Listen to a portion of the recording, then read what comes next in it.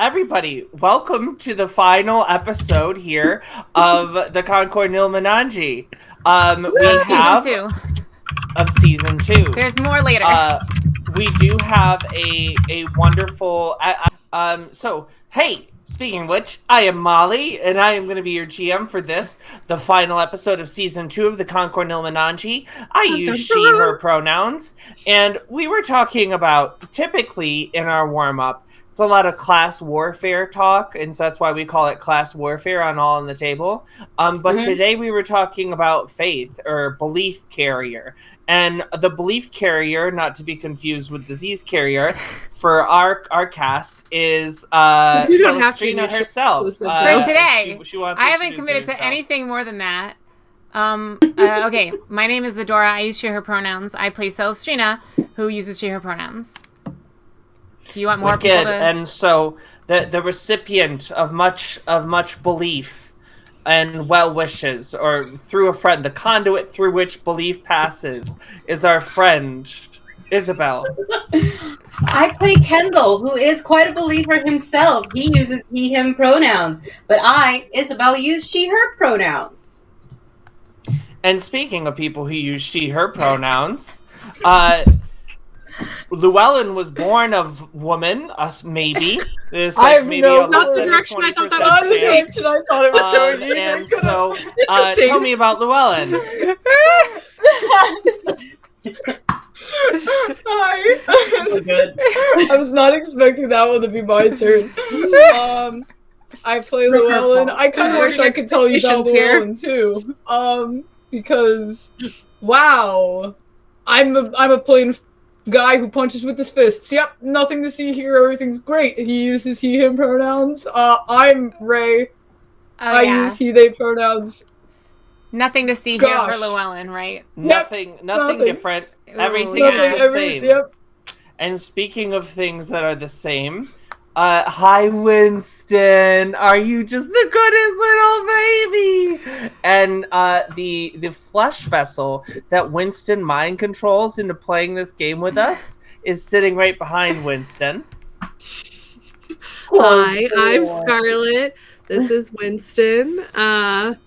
He does in fact control my every move, and he wishes I would feed him more ham.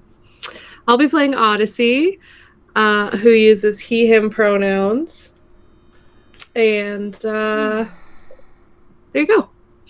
Well, so I also spend a lot of time wishing you would feed me more ham. It's a common occurrence in my life, I guess. Like, there's very few times where I was like, if Scarlett were feeding me ham right now, would my life be better or worse?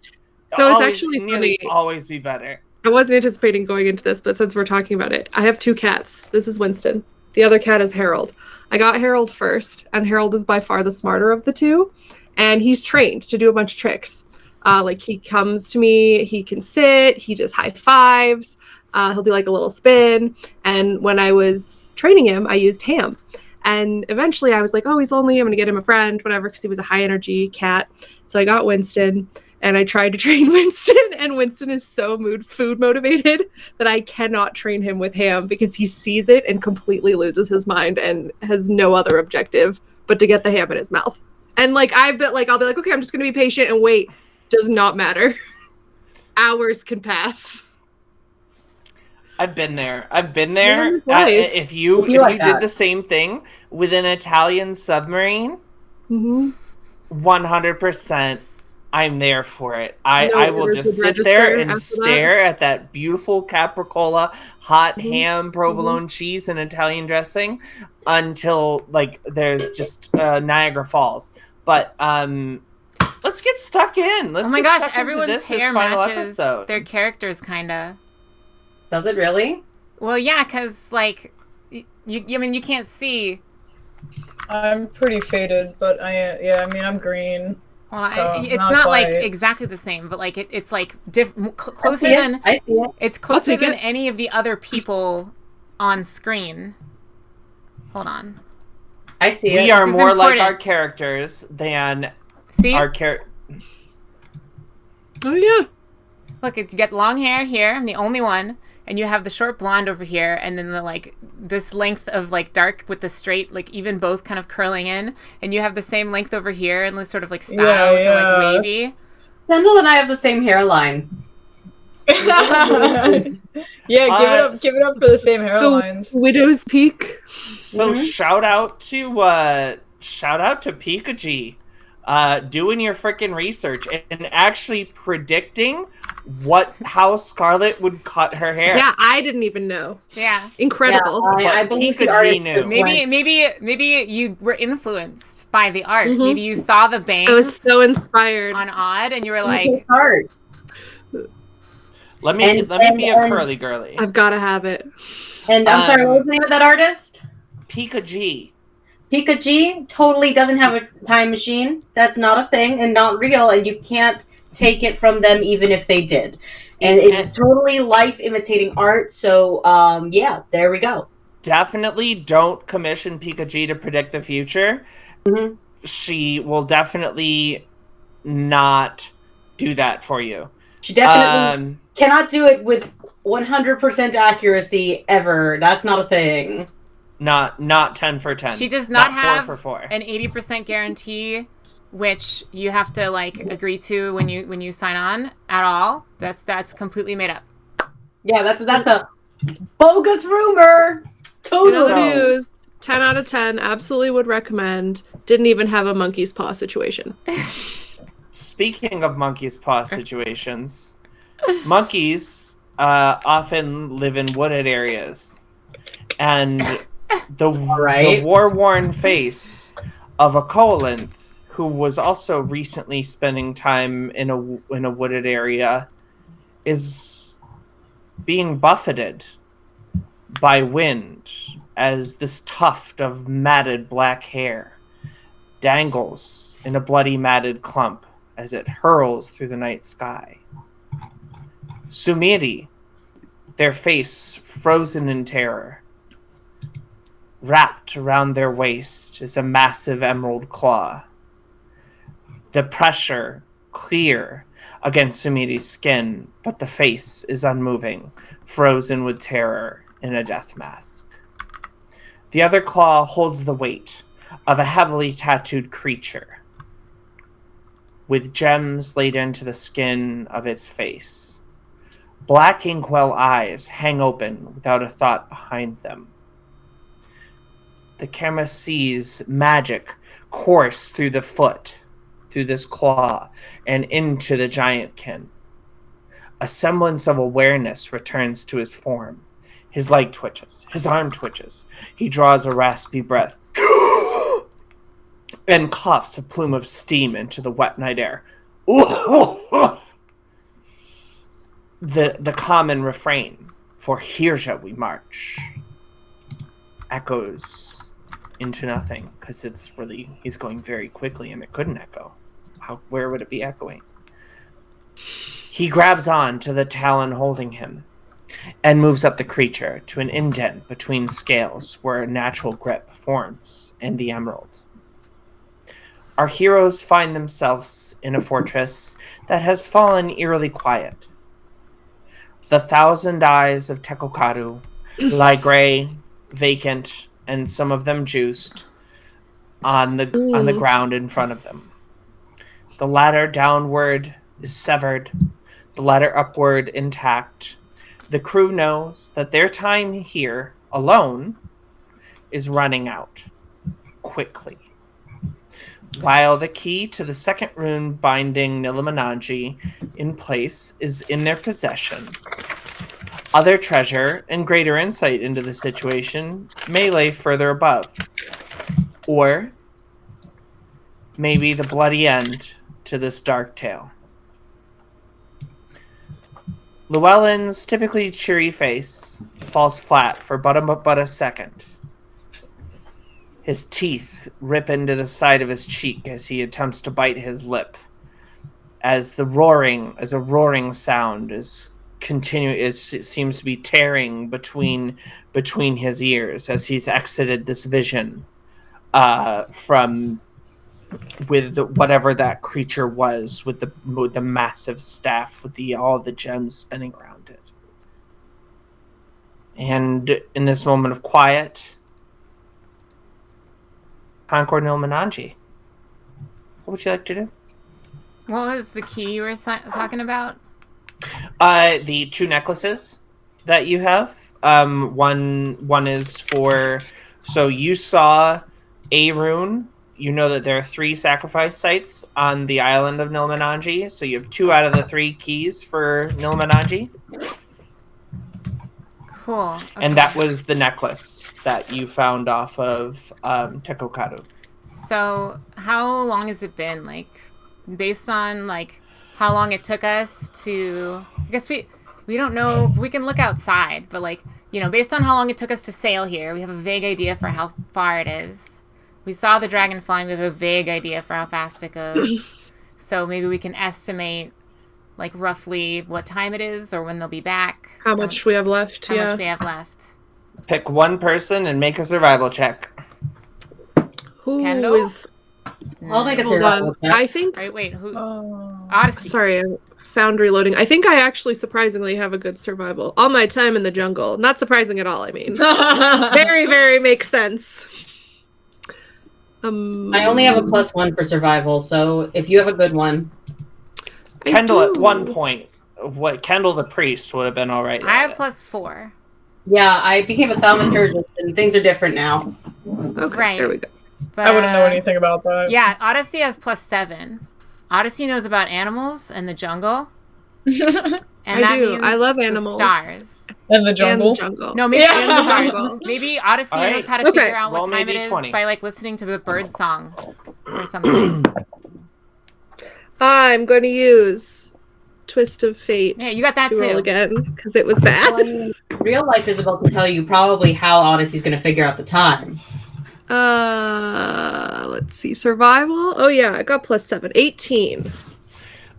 So you're putting things together. You're kind of thinking about how long it took you to get in, rowing the boat in, all this stuff. You're thinking you have between an hour and 30 minutes and an hour alone in this castle before whatever was there gets back.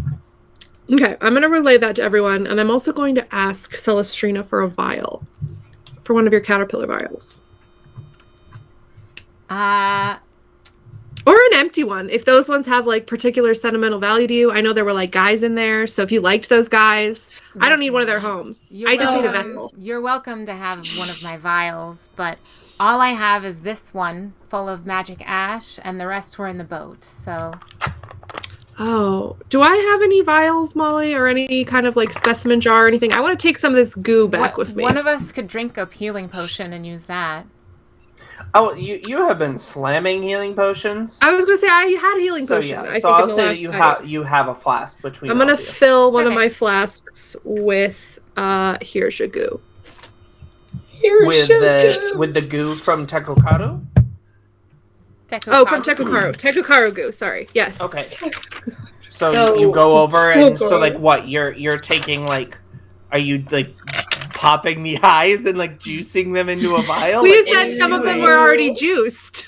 okay, so you just kind of like scooping up ichor and Scooping blood up and some whatever. juice. Pulp and viscera and All right, You know. And well, Odyssey adds another wonderful smell to Capillaries. his backpack of terrors. hey, I threw that meat away, okay? You did. Power to you. I did recently watch the episode where you threw that meat away. I got rid of that. Proud of you. It didn't bring me joy. not like we haven't been through enough today, but we are running out of time, and we do still need to figure out how we're going to take care of the dragon on its way here. So just to do a simple review out of game, because Isabel's getting a little bit lost. Sure. So we helped the giants fight the other giants, and then Tekokaru came up into our chambers. In the guise of a dragon. In the guise of a dragon. Nope. You had the first fight with the mind flayer creature that was Tekokaru and his Right, base remember form. that. Silent. Then you had the vision of Estipena, Right. and then you had the final fight in the ruins of Estipena, I remember this, yes. and now you're back in the fortress. Okay, so what we fell through put us back in the fortress. Okay. Wait, Okay. can I make that up? Wasn't Tikukaru pretending to be It was a mind player. It was pretending to be a mind flayer. It wasn't pretending to be the dragon. I remember. It did take on the form of an eye drake at one point. Oh, okay. It produced an emerald skin and inhabited it. Yeah. Habited it. That's all, folks. It's time to inhabit it. Yeah, but I stole Tekukaru's voice, so we didn't see a lot of what Tekukaru was capable of. You didn't actually give Tekukaru a chance to say anything. So yeah, good job, Kendall. Well done. But I'm just letting you know I've started a timer. Oh, okay, good. Okay, so I'm going to inform the rest of the group that we don't have that much time. We should probably loot these bodies and get out of here. So you have already run the pockets of Tekukaru. That's true. You have the other giants there. But right now the bigger issue is okay. So you've done that. All right. Do you think it would be useful for us to snag one of these eye gems? Yes. Face gems? Definitely. Yeah. They're of value. Oh, yes, definitely. So I just want to... While we're doing that, no, why don't you go ahead?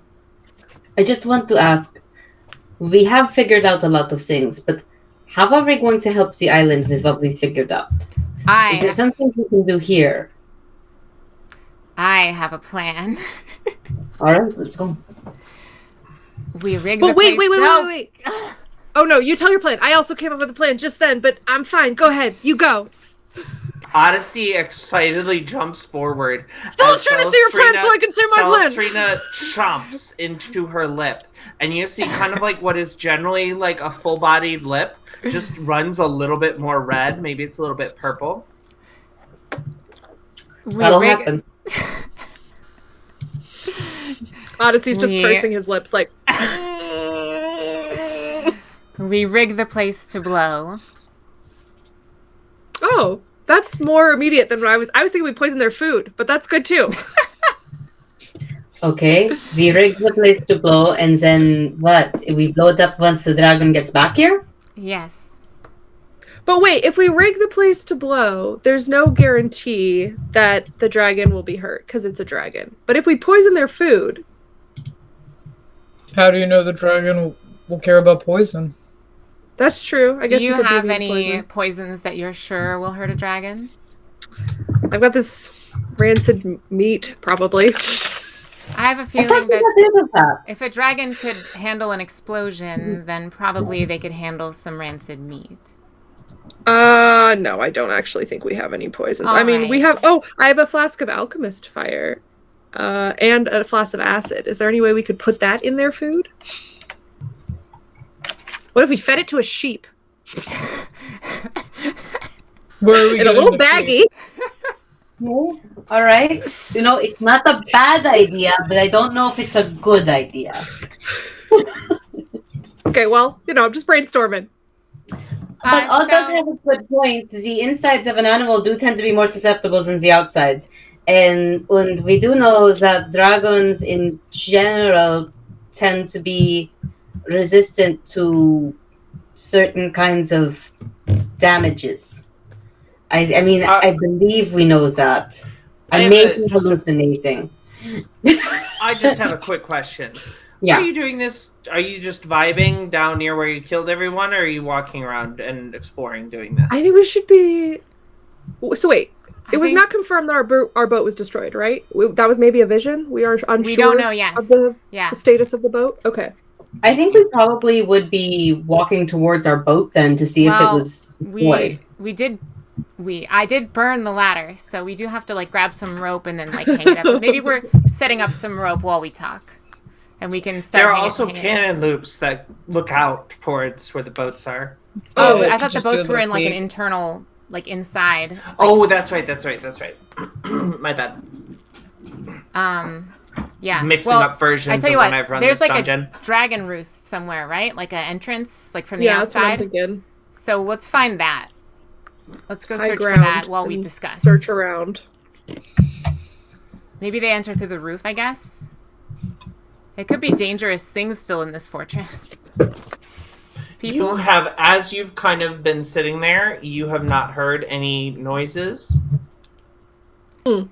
Have we seen any hint already of a place that a dragon would access? Weren't we... We passed them when they got to the island, so we haven't seen them here. Or no, wait, yeah, I think that's... I have a vague memory that we wanted to come here and then wait for them to leave at some point for, like, intel, but I don't remember what we did, so... I'm going to pause this. Okay. The original plan that you had stated to me, or how I understood it, was you had gone to the Isle of the Colon and asked them to distract the dragon to give you time on the island to see if you could figure out a way to stop its attacks on the Isle of the Colon. Yes. So, the dragon had arrived, and then you sort of shot around it, and yes. you were trying to get there. Cool. So you probably would have pulled into this fortress hour and a half ago. You're not sure how long you were in the vision. It could have been hours. It could have been 25 seconds. You have no idea. Okay, yeah. So then I'll just be setting up a rope so we can go check out this boat situation. Starting the timer again. The boat situation seems really important to the idea of rigging the place to blow. So let's do that while we talk. We're leaving in general. Before we leave this room, I am going to try and pry out one of the face gems. You do that.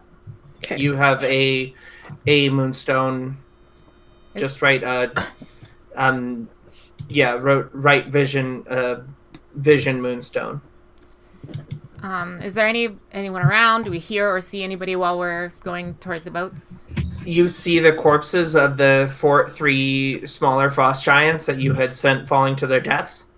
So I'm at the bottom of the ladder. Nice. The way you framed it seemed like there was like less sound than there had been before. Like there were normal boat sounds before, and now there's not normal boat sounds. Like there's an absence of just sounds. Not people sounds. There wasn't like human. So like you had been hearing, there was like the guy downstairs frying fish, and there were the people like playing the sport in the giant rec hall. Yes, and you had been hearing that.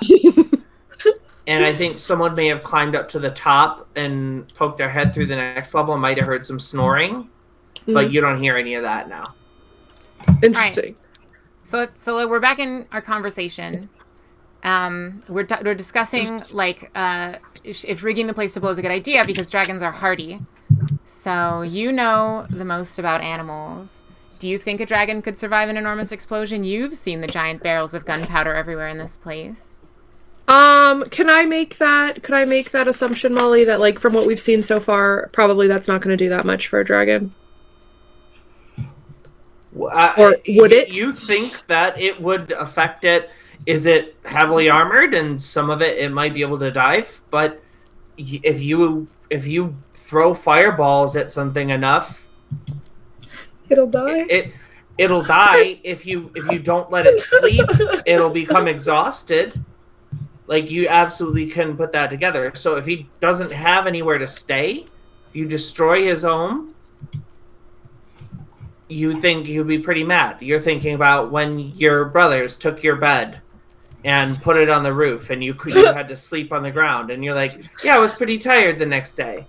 Okay, so yeah, I'll relay that. At the very least, it'll make it a lot easier to fight if there isn't a live giant wizard type person on top, or if it's exhausted from a night of fighting and maybe hurt somewhere. We gotta go though, because he's coming back. What's the plan for rigging the place? I think we should just set up. We should just set up all of the gunpowder, and you know what? What? The prison is full of old wood and hay. Yeah, I was down there. I remember. A lot of junk, mostly. Very flammable sounding junk. Yeah, good idea. It could be just like that time we set a fire in the library or all those special books or wherever we were. Right, but how will we rig it to ignite when we need it to? Yes. Will we to be there? I was thinking we would be in our boat if we can get a boat nearby. I wish we had Jenkins. And we'll stay and wait. And then when they arrive, we'll use a spell of some kind to ignite the gunpowder, creating an enormous explosion and destroying the building. And hopefully the dragon and the person inside. You're making your way down at this point, and you see that your ship is still intact in the lounge. And so you start making your way back up to wherever you're headed. I'm gonna go look around to see, keep going up while we talk, and see if there's a place on the roof the dragon is likely to land, or if there's some kind of dragon bay somewhere, that sort of thing. Okay, so you will start heading up the ladders. As long as you have the amulet. I'm a Western New Yorker of Tekokara with you. That the doors will open and close. Oh, God! I thought it was the omelet. Doors will open for you. So, what was that? I thought it was the omelet of Tekokara. Yeah, I was like, omelet. Amulet. So we will go up. On the next floor, you will see and I have to get you on the map. Let me pause my timer. Why sailing when you could be swimming? Why Llewellyn when you could be other things? I don't know. Raylan. What are you talking about? Everything's normal. Yeah. Yeah, I could be Raylan. And so you pop up here. You see the other ladder up. This seems to go in a circle around. You look to one side and the other, and seems to be a giant bunk area. There is also some wooden debris and garbage around here, but more cannons, more beds, more crap. And there's this big central room in the middle. That's scary. Well, the other thing we could do is try to set it off using a cannon of some kind. Maybe one of their boats has one on it. What would happen if we put the flask of alchemist's fire in the middle of the explosion? It would be extra fiery. Yeah. More of You're thinking of you're having Odyssey has this sensory sensation of the one time that he went to Llewellyn's meat explosion in Athiani, and he decided to get a little bit of they had a hot sauce called Alchemist Fire. Mm-hmm. And you put it on, you put a lot on, and you just ended up crying the whole night from how bad it was. Yeah, so under his breath, he's just going to be like, yeah, and then he'll be the one crying. Okay, cool. So what do you want to do? You're on this floor. I guess we're collecting gunpowder. I'll keep going up. Maybe if somebody else wants to investigate the giant room in the middle, that sounds, maybe there's something interesting there. I'm going to keep going up and look for it. Odd is concerned about time. Up? Who's exploring this room? Odd is going to gather intentionally. Odd is going to be gathering all the gunpowder from all these cannons. Awesome. Okay. How come you're going to very quickly become way overwhelmed. There's so much. Together, Kendall will take Kendall. Kendall and Kendall. Kendall will take Kendalling? Yeah. Kendall and Kendall. So a group of Kendalls and Omen. The Kendalls. I'm so confused. What? There's two Kendalls on the map. Palestrina looks like Kendall right now, so they're the Kendalls. Yeah. What's a group of Kendalls? All right, so Celestrina. Omen. Yeah, I was like, it's a group of Kendall. Yeah. Kendall will go. And Kendalls. Will go up here. And you come up, and you will see a. Let me get you on. No, I do not own any token with vision in this scene. I was just informed of that, and everything. Give it up for not having a token. Yeah. All right, so this ladder leaves you off in this sort of swaying ramshackle catwalk that's sort of suspended between these four turrets. You look above you, and there's kind of a more standard defensive catwalk along the walls of there's a more standard defensive catwalk along the four turrets above you.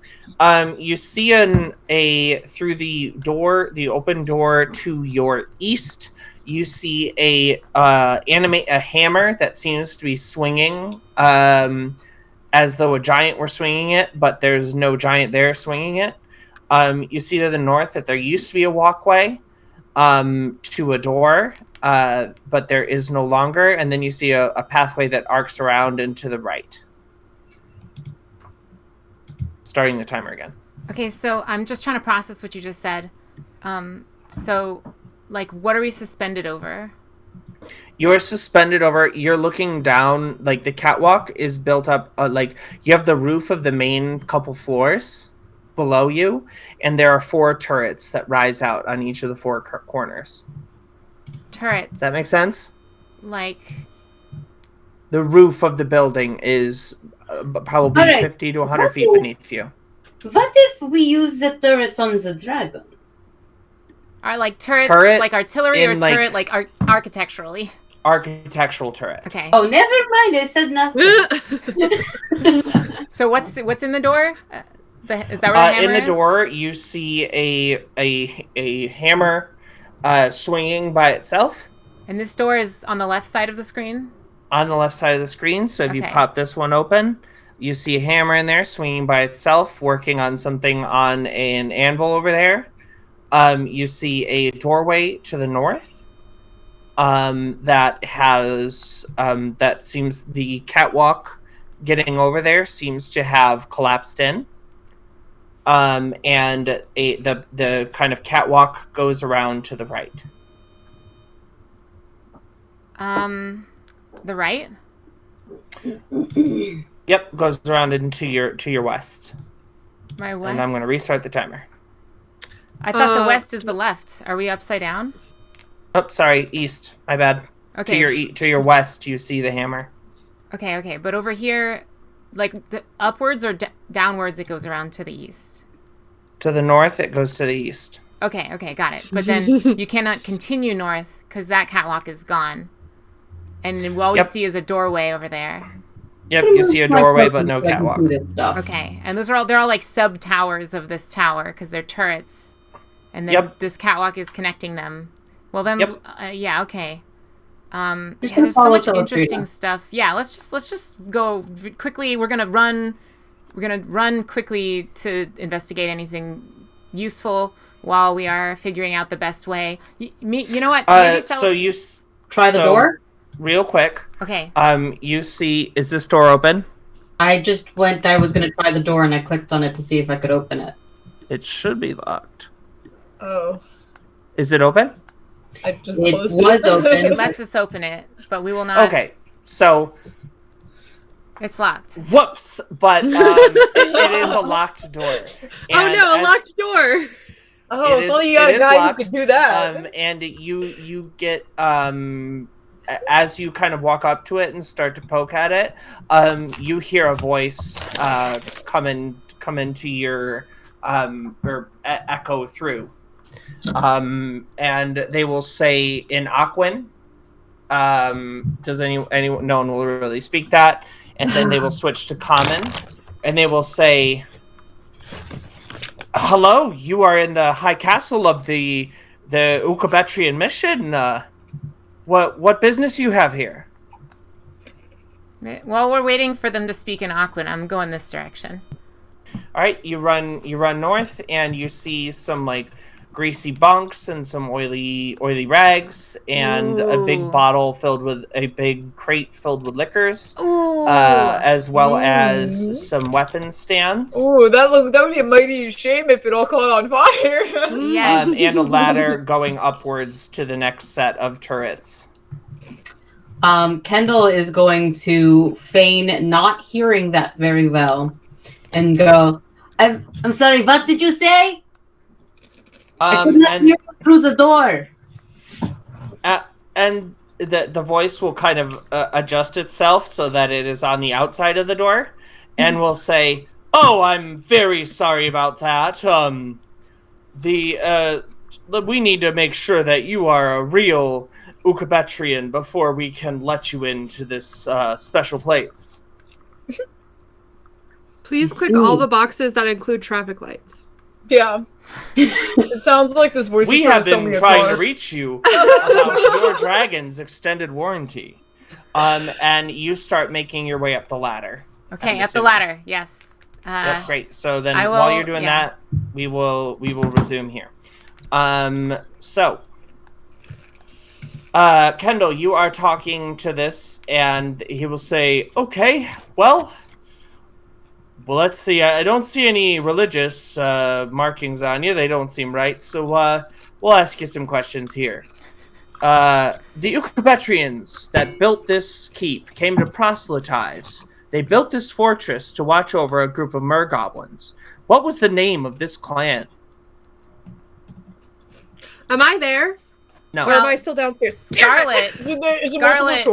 Scarlet is here to tell Isabel something that Isabel could have written down. Kendall Would might know. Isabel remember? Kendall would have The remembered. Mergoblin settlement. Yeah, Kendall, if you would remember, the Mergoblin settlement is called the Colon. The colon? Yeah, that's what the settlement is called. Was it the colon? And you hear, absolutely. All right, next question. In early Mergoblin history, there were said to be two brothers with sound-alike names that founded Mergoblin civilization. They are memorialized to this day as some of the most popular names in Mergoblin culture. What are they? Oh no! All Hold right. on, wait. We know this. Do we? Yes, because That's we written met down them. somewhere. We met them in the beginning of Oh, the wait. show. Okay, I wrote their names down. You Hold two on. know. Oh no, I'm wasting valuable And I time. remember we met them on an out-of-game level because we couldn't remember which one was which for a while. That's right. And we kept mixing them up. Oh no. Okay, while we search for that, maybe I go up the ladder. Yep, well, actually, so what I'm going to do is I'm going to resolve you two, and then I'm going to add that much time to the timer. Okay, as yes. I resolve the other two. Great. Do whatever you want to. Molly, can I make a... Is it Tubal and Rupal? Rubal? Hey, there it is. Yes! All right, Rupal and Tupal, and he says, wonderful, great pick. And then, finally, where does the great Megalodon's body rest? Oh! Which great megalodon? Because we've Ouch! seen Yeah, two. which one? Which Yeah. one? The great Megalodon. Oh no, that's not helpful. I don't We feel know like that. So there is a giant temple with megalodon bones Is on Estepanos Colon. great? Sorry. But Isabel already said also- Estepena, but we were talking, so. Estepena. Oh. Yes, Estepena. And you hear some clicking and the door whirs and whirs and whirs. And this door opens and it's this amazingly well-appointed and beautiful library. And you see in kind of at the front of it, there's this wonderful and well-appointed table with a whole bunch of different magical what do they call it? Tinctures and powders, and you can tell that this is like a station set up to make infusions. So now we're gonna come back up, and so we'll go to Celestrina on the top level. I just moved down so that I could show everybody at home the room. So you come up to this top level.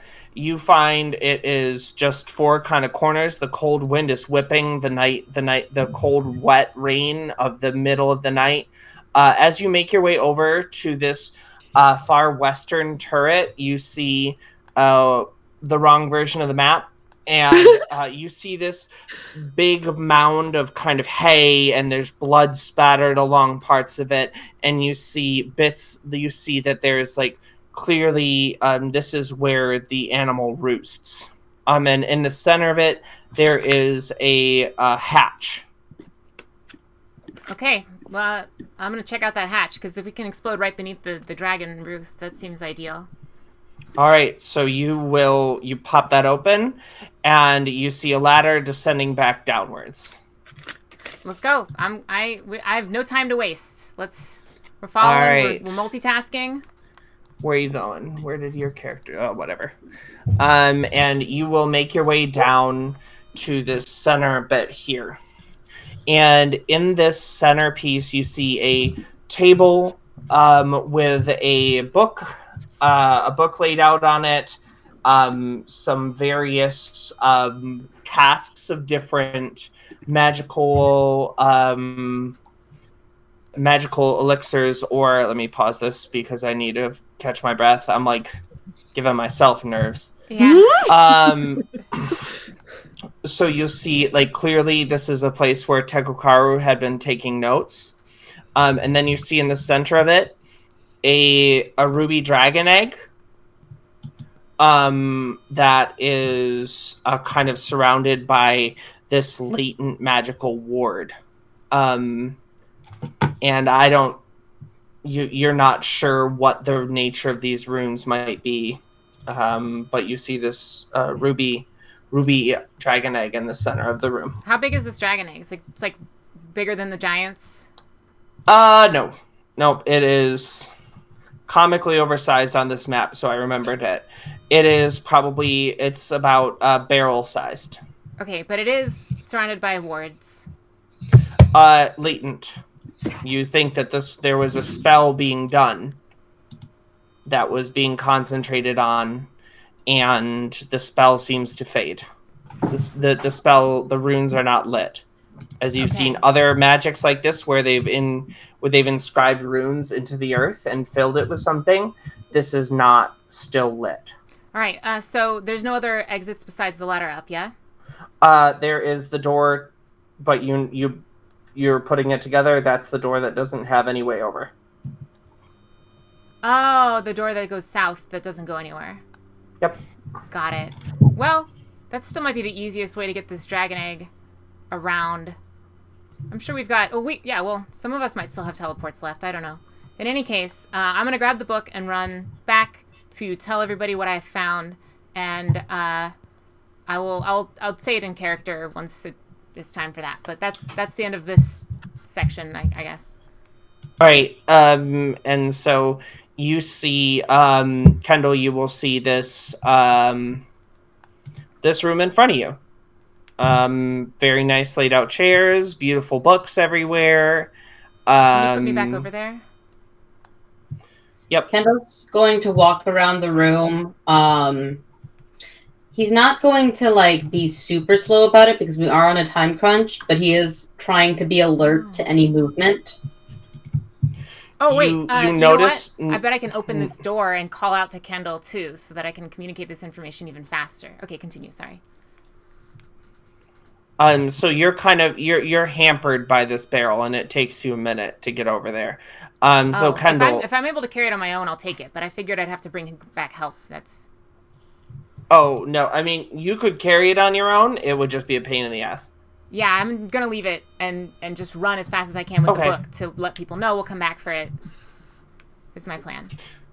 So you do that. Next up is Kendall.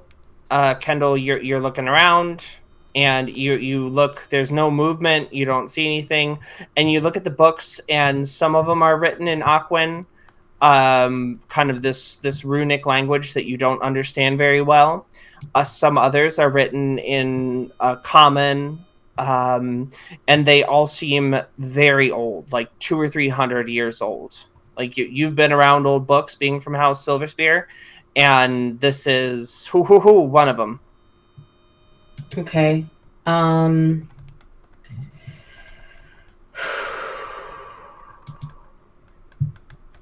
going to look around for any books that have symbols I recognize from our investigation so far into this religious cult.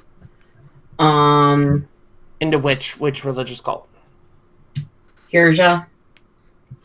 You do not see anything about you don't see any giant runes. This seems to be, you don't see any evidence that the giants actually spent any time in here. Okay. I'm going to look around. There's dust that's thick on the ground. Okay. And can you just remind me the name that they were using? Followers of what? Oh. Who? I can't recall it. They were saying they were trying to quiz me to see if I was a true follower of... Oh, of the Ukapetras family, which you know is our faithful of Kexla. Is that the same family we met the like scion of in Estepana? Okay. Yep.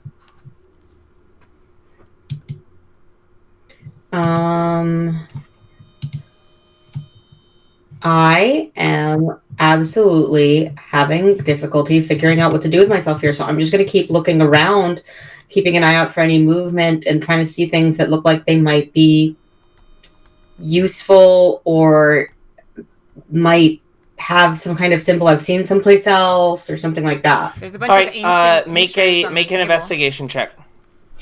Sorry, can you say that again, Molly? Make an investigation check. Thank you. I'm good. And you know that the stuff on the table would be powerful, just you can't grab it and go. It would take, you would have to, like, it would be something that you could imbue something with, but you would need time with this orrery and all these different things. That'd be an 8 plus 7, so that's a 15. Okay, so you will grab a book on...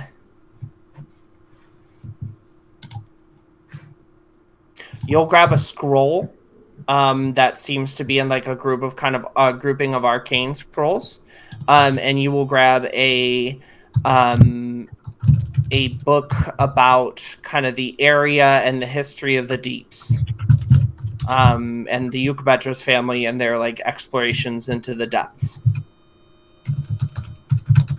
How do you spell Ukapetras? Ukebetris.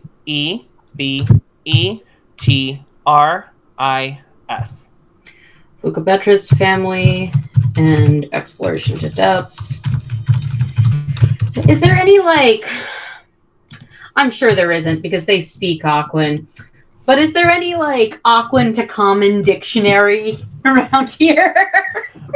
Not in this area, not that you see. There is. Aquan to Elvish, Aquan to Celestial. Any of those are helpful. Aquan to Giant? There is a magic spell which speaks Aquan and Common that may still exist that you could speak to.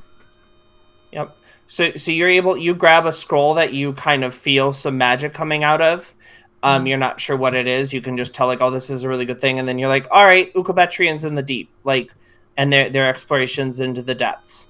And you sort of grab this book and you're like, all right, this seems like the most useful thing that I know of. This table has the orrery and the kind of like a bunch of different materials for infusing items. Sure. But they're all sort of like set up to draw their different energies into this kind of astrolabe in the center of the table, where you can see like there's like you could modify it to take like a sword or a hammer or a helmet or a piece of armor or something like that. But you'd be able to figure this out, just not in a minute. Sure. Okay. I don't know what else to do, so maybe move on to somebody else. So as this is happening, let me 1 second. You hear Celestrina pounding down the way, and you hear What is Kendall here? Let's see. Am I yelling from inside the room, or do I just come running first? I don't know. What would you do? Well, first I would shout from inside the room with the door open across the like open way and see if anyone hears me. What's your passive perception? My passive is... I don't know where to find it on this sheet. Oh, no, that's not it. I don't know where to find it on this sheet, Molly. I'm sorry. You're fine. It would be... so beside perception, you see it's like wisdom plus 4, and it would say 14.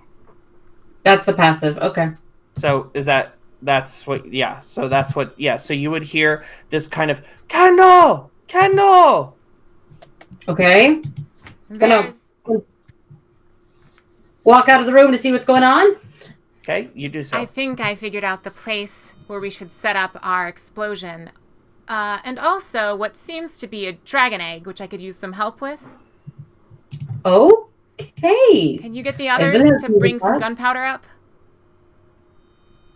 Okay, do you want me to go tell them to do that now, or do you want me to go to the dragon egg? Tell them to do that. I'll start moving it. Okay. Kendall was going to go towards the others and let them know that. All right, so... Also, Foundry is completely black for me right now. Don't know what happened. It's good for me. Are refreshing. I've been having that problem too. Just refresh it? Okay. Yeah, when I refresh it, Yeah, comes I'm back. okay right now. I'll just put you up here just so that you have visual on what's going on. And then we are going to cut over to our other two folks. So you're watching Kendall and Celestina go up the ladder. What are you up to? Well, Odyssey came up the ladder the first time and started gathering gunpowder one level up from here, right? Yeah, so Odyssey and Llewellyn, what are you up to? Yeah, so Odd is just trying to gather as much gunpowder as he can, and then also just keeping an eye out. I don't know if there's any way to distinguish or differentiate, but like if there's a room that looks like maybe it's more well appointed than any of the other rooms or something, he would duck his head in there as well. You just see the central room. You see this hallway with the cannons and with everything. Where are you putting the cannon, the powder? What are you doing with that? I will probably be running it to the bottom of that ladder, the second ladder that Celestina went up. Just putting it in a pile, just like getting everything together towards sort of like where we're moving towards. All right. So you want to kind of look around to see if there's like so you're looking for rooms. You just have these hallways, the empty. Just quickly, I can't see any of this. So should we cut to shooter, or do you want to move me down to... I can see now. I'm still on level 4 right now. Yeah, I'm also on level 4 as well. So that might be where we need to be. You should be on level 4. Yeah. I thought that Odyssey was on level 3. Excellent. I refreshed and I'm in the room. Okay, now I'm in level 3. Oh. So just so that you can see. So Celestina's not here. Just me. No.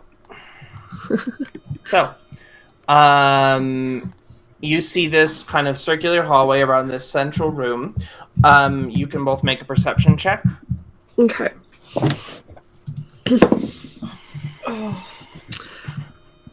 All right. Do you want me to make one, or? Yeah. I don't know if Llewellyn's really necessarily looking for gunpowder. He's probably just looking for stuff that seems like interesting, intriguing. He's a little disconnected from the stuff at large right now. It's going to be a 21, Molly, for perception for Odd.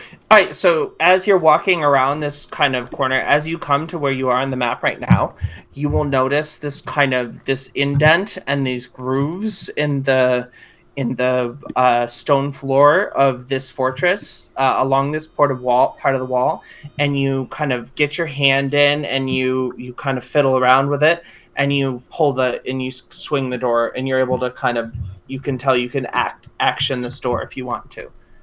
Yeah, Odd's gonna peek in there.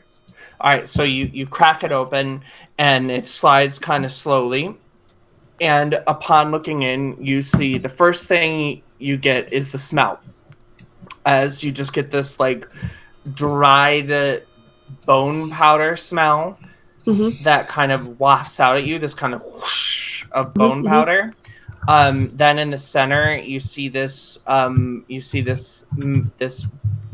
rune burned into the center of the room. You see a coffer in the corner, and then you see 2 mounds of these thin little circular discs with giantish runes carved into them. And then there is a table in the far left-hand corner with what looks to be a book on it, as well as a potion. Okay, so I'm going to check out the table first. What's the book? You grab the book. It seems to be just notes from Tekokado. Great. I'm going to take that with us. I'll shove it down in my little crossbody bag for later examination. And then you said, so there's coffers, there's runes in the center, and then where were the other runes? There is a big casting rune in the center. Can you see in here? Can you see in that room? I can see like the bottom left half of it. Yeah. And I cannot get inside. This room up here? Is this what you're... No. I'm on the 4th floor. Lead me. Oh, I couldn't get in there, but I'm in there now. Now I can see it. Okay, cool. So there's a chest. That's the coffers? Yep, so you have the coffer there. You have, and then you have these kind of chests with these flimsy, these like light gray bits of stone with kind of these dark green etched giantish letters carved into them. Okay. And you see kind of like this collection of pottery and bones in one corner, and the bones seem to have suffered like an explosion. Like they seem to have been like a number of explosions seem to have gone off near this pile of bones. Okay. I'm going to go examine the rune and see if it looks like a rune I've seen before. In my studies. It looks very similar to the one that you were looking at when Srivnar was binding Irbalar. Does it look active or it looks latent. It doesn't look active. Okay. It has like a low purple hum, and like if you take the amulet closer to it, it gets a little bit brighter, but you think it's just like reacting with the kind of essence of that creature. Okay. Is there a way that Odd would know to disrupt this rune? Or like is like a summoning circle kind of situation where you can rub out a center of it and it'll disrupt the No, I mean you've tried with them before. You tried on the island of Rilamunta, Nilamananji's island, and you tried to scuff out that rune, didn't work. Okay. So this just seems to be stuck in the ground. Okay. So I guess I'll go check in the coffers to see if there's anything in there other than what I would expect. So you will pop it open, and you will find... We're gonna have to pause. Do you want the screen to show the inside of this room? Sure. I cannot... I don't think... Actually, you know what? I don't think it's particularly important. All right. We can do totem. So we will go to items here.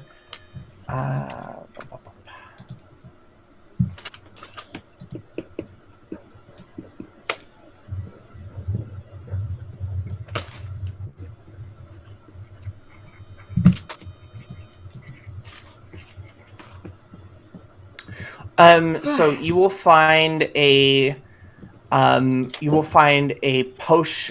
blue liquid, a stoppered vial of blue liquid. Okay. You will find a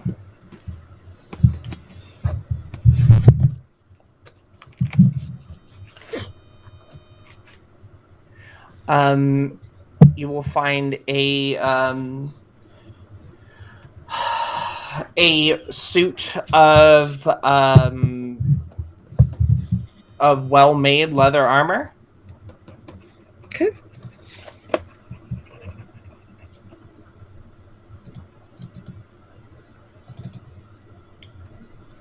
Is that it? And you will find a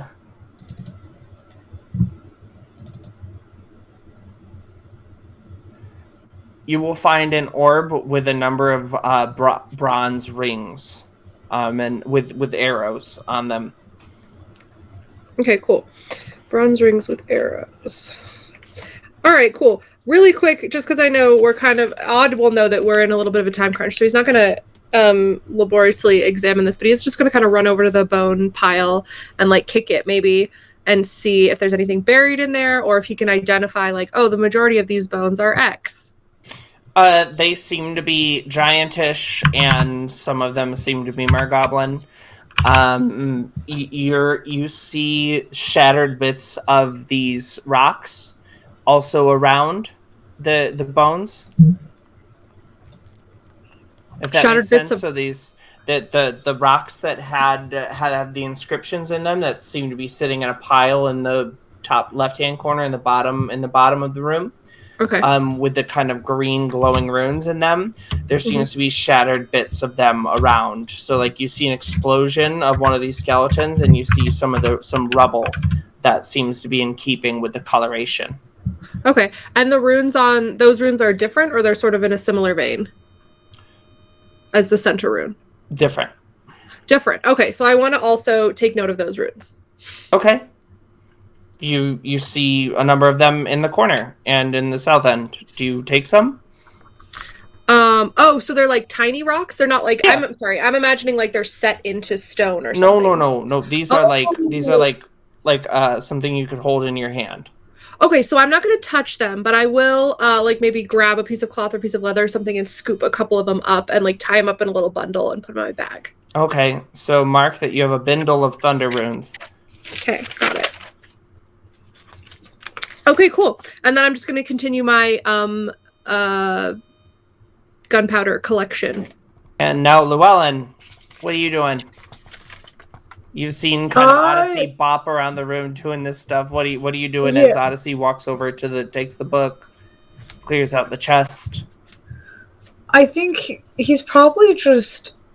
It's almost like normally he's got some smart aleck thing to say by now, but he's kind of just following Odd a little bit like his shadow. And once he starts kind of going around and doing his own thing in the room, Llewellyn will kind of like look around and see if there's anything that... He's not really a book guy, just like see if there's anything that catches his attention nonetheless. Yeah, the shattered skeletons, the rocks that glow with magic. Those are pretty interesting. Yeah. Yeah, not that he'd really know what any of it means or does, though. Am I supposed to also am I supposed to be on level 4 right now for the fortress? Yeah, I'm on level 4. Oh, you're not supposed to be on level 4, no. Yeah, I'm on the wrong floor. I mean, Foundry seems to be having a time in general. There's also on, like, I'm looking at level 3, and... No, there is a Llewellyn on level 3. There's two Llewellyn. No, there's there 3 we go. Llewellyns, actually. There's actually 3. Yeah. And there's 2 Kendalls. What do you call a group of Llewellyns? As far as the people at a home murder.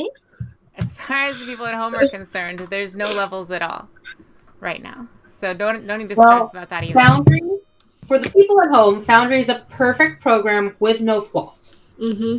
They've been watching me struggle with it for a while, so that I don't know if we're gonna be able to convince them of that. Okay, I'll roll a d20. That'll fix everything. Anything else, Llewellyn? Yeah, I mean, he's not gonna know what really even to do with the orbs. Thunder rooms. Yeah. You mentioned leather armor. Yeah, you'd see Odyssey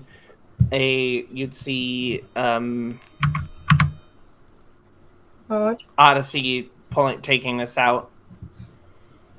You can totally have it. I mean, I would say now is maybe not the time that Odd would be discussing it, but if he sees you covetously eyeing it, he will put that in his brain of like, curiosity. Later, I'm totally gonna give this to Llewellyn, and he's gonna be so into it, and we're gonna be best buds. Oh, yeah, probably mostly eyeing it in curiosity of like, does it seem like it's just high quality, or does it seem like one could possibly identify if it has qualities that are beyond a maker quality thing? Yep, you could definitely find that out in the normal ways. Yeah. By taking a short rest or casting the Identify spell. Which take a lot of time. Isn't it, Identify. Oh, it says that's unhelpful. I was like looking at the details on it. It says 1 minute. Is it just a minute? Well, and that's and it costs a spell slot. Yeah. Okay. Right. Of which you don't have many left. Yeah, which I don't have any because that would be silly for pugilists to have spell slots. Can we do a quick in-game time check? How much time has passed? How much time has passed? Yeah, I know we had anywhere between a half hour to an hour when we started. Quick in-game time check. How much time has passed? So my timer is currently. This doesn't mean anything. The timer is currently paused at 27 minutes and 57 seconds. Okay. Okay. Okay. I don't know what that means for how much time. That is what you got. That is kind of helpful. You're coming. It's about 18 minutes in real time that you've spent kind of going around doing this stuff. Okay. So I just want to resolve. I wanted to resolve Llewellyn before we went on, but Llewellyn, you're all set. Yeah. All right. Cool. So as you're doing this, you hear a yell down from the top saying something. The first thing that perks up Odd's ears is dragon egg, and Odyssey is like, bam, there. And you see Odyssey run out ahead towards this ladder. And you all make your way up to the. So, your audio like distorted just now when you said that, and it is perfect. Like, keep that in. Like, that is ideal. All right, so we have a Kendall here.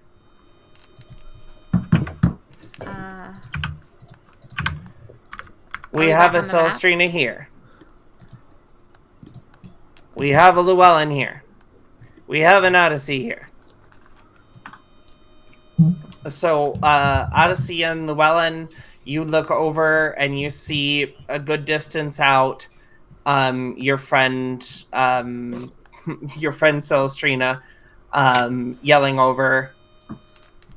Celestrina, you were trying to move the egg?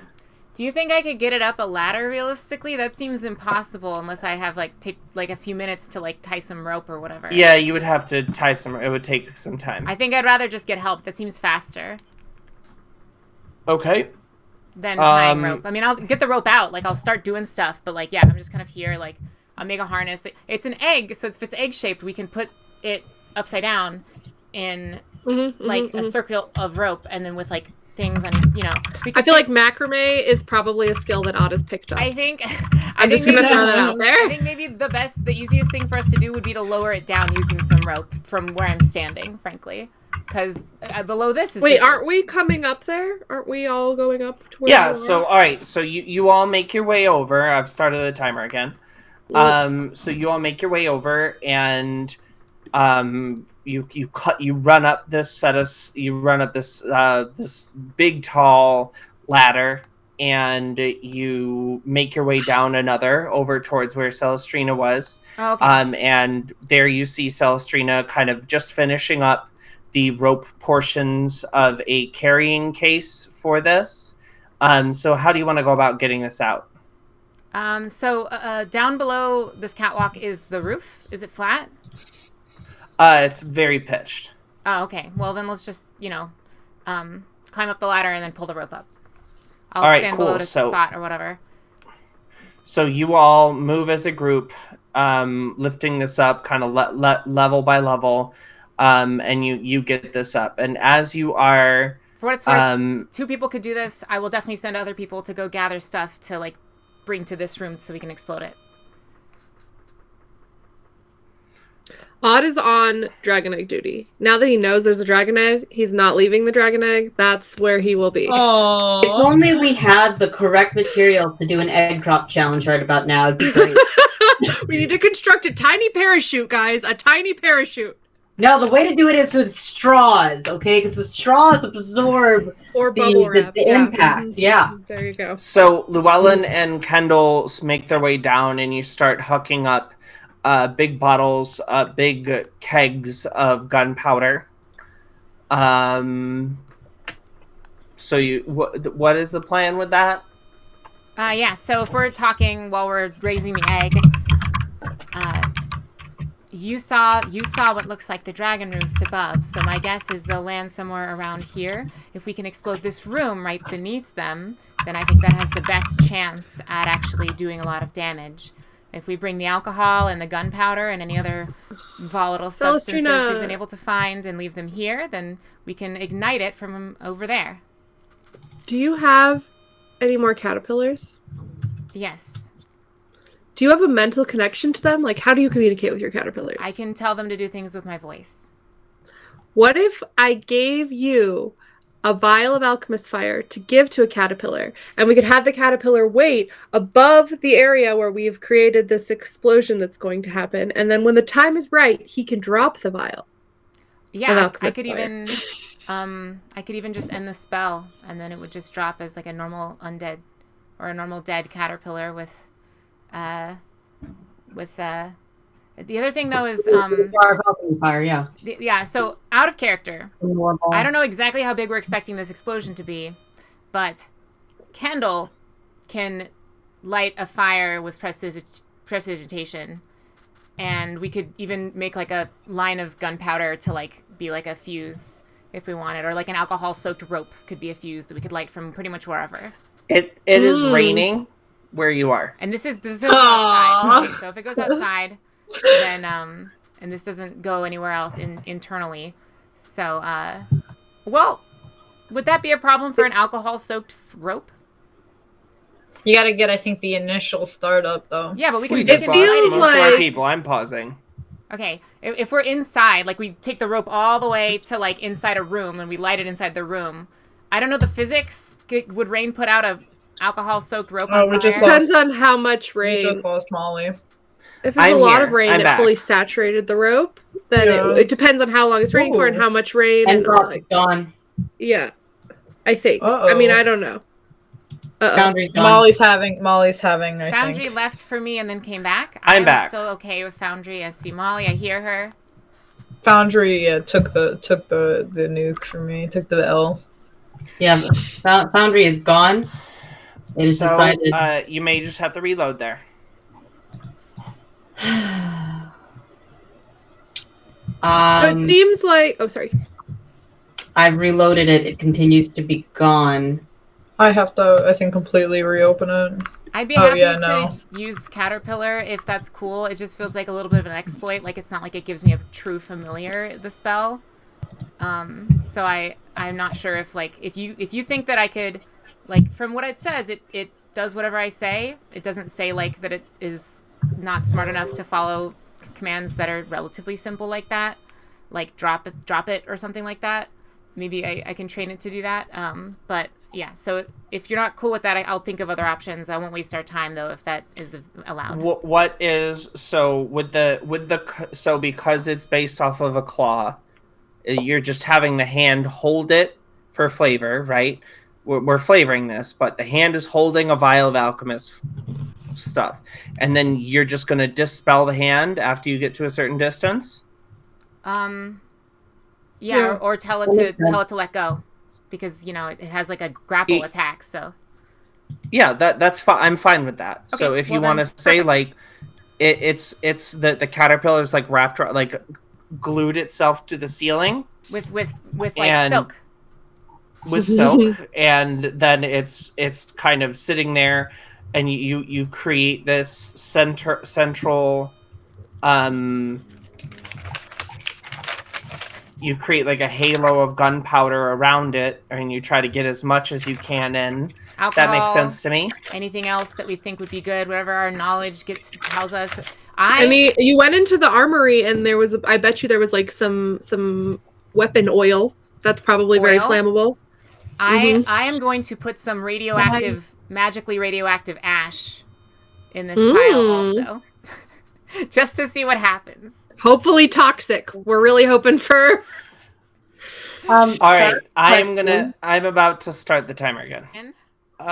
As we you see lifting out this large ruby egg, ovaline egg. I'm telling you, it's chalky milk. It's Ovaltine egg. And it's red? That's what you just said, Megan? Ovaltine. Blah, blah, blah, blah, blah. Molly? What? Do you want me to explain, or Molly, are you doing a bit? said a word. Molly, you said a word that sounded very much like a very well-known chocolate milk brand. Yeah, no, but in the shape of an oval. Do you want to know what the actual word is? Yeah, please. Ovaline? Ellipsoid. Oh, yeah. Ellipsoid. I mean, it's egg-shaped because it's like elliptical. Imbalance. Elliptical, yeah, elliptical. I just always Elliptical think of is like not... the machine. No, at the that's gym. yeah. That's what I'm Oblong. Oviform. Oblong is good. Okay, Oviform is so really like Ovalescent. this oblong, hoisting this oblong egg. Sorry. One more question, qualifying question. It's red. You said it's ruby. Okay. I want you to know that I looked up egg-shaped in a thesaurus online, and one of the top words was oviform, and I don't think that should count. Oh, that's perfect. With oviform. how long this has been taken, you should be looking up. Yeah, where is it now, for Molly? Pear-shaped. Molly, where is it now? What's the ovi position? And so they're hucking this out. As you come around, you see the other couple. You see Llewellyn and Kendall getting barrels into place. Anything you're trying to do to make this easier, you just dropping barrels down a chute. Yeah, I picked them up and I put them down. Llewellyn just being as strong. far as making it easier, I mean, let's look at some spells, right? Let's pretend we're a spellcaster for a second. I can pretend that. Yeah, let's pretend I'm a spellcaster. I was just imagining that every time you put them down every time you pick them up before you put them back down, you go, "Where do you want this one?" Yeah, right. If he was in a good mood, yeah. You picture it, you can hear, you feel like, oh, here it is. I can hear it, and then you hear nothing. You just hear the thud noise. It's like, oh, okay. We could toss it. We are just shooting these barrels down.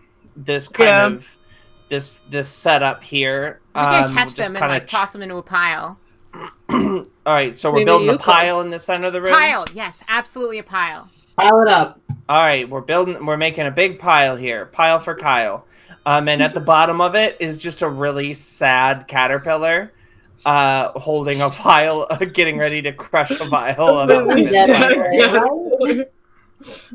and so it's like, where is this? Is this in part of the same building that room I was in? Yes. Well, it's a different turret, so it is like quite separate, but it is the same building. Okay. So if it's too big of a pile, we might like have a casualty there, but I do think it'll be relatively localized. By the way, Molly, I grabbed the book, but while we're here, people, I'm assuming, will grab the rest of this stuff on the table if there's anything interesting. There was like, you mentioned some potions or whatever. Yeah.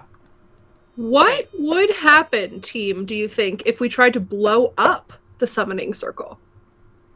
The runic circle. I assume you were stacking it on top of that. Oh, is that where we are? I thought we were in a different room. Okay, well, never mind. We are in two different rooms. There's rooms. Oh, no. I was gonna say, no, I see where we are now. I meant the summoning circle that I had found earlier that looked like the dragon control circle. Yeah, I remember. Maybe we should try that also, just to see what would happen. I think it would make sense to actually do this dragon control circle, because if we can damage it, then maybe we can... That would be really dope, yeah. Get the dragon back. No. This dragon accepted the will of Hirja. This dragon is gone, has They did say that. To Hirja. So you think this circle... We don't know. Do you think this is an old summoning circle? Or it could be for a different dragon. So, as you're kind of moving through and moving these boxes, you have a decision to make now. Are you going to do this detonation from... Where are you going to try to do this detonation from? I think we should probably get in the boat and, like, sail a little bit away. Like, you said it's raining. Is it bad? Is it like a bad storm? Like, can we sail okay? It's gonna be... You're not gonna be, like, flying, but you'll be able to get out. Yeah, so just far enough away that we're not worried about being exploded ourselves, but we can come back after and, sort through the wreckage, and we're close enough that if the dragon is injured but survives, we could kill it. Okay. That's my idea. Now at this point, where you are, you need to all make your way down.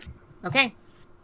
And as you make your way down, you go out and you see Jenkins in your ship, and you kind of get everything set out, and you get pushed off, and you will push away from the island. And as you look into the distance, as cracks of lightning light up the night sky, you see this kind of form swoop in and land on a side on this, not the turret that the nest was on, but on another one, and sets down.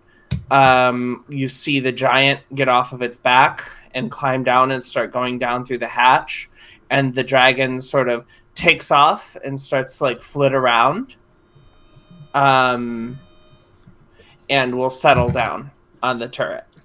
It'll settle down where? On top of the nest.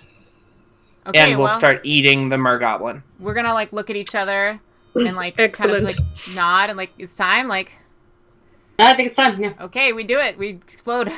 We'll see what happens. Explode. All right. Pull the trigger.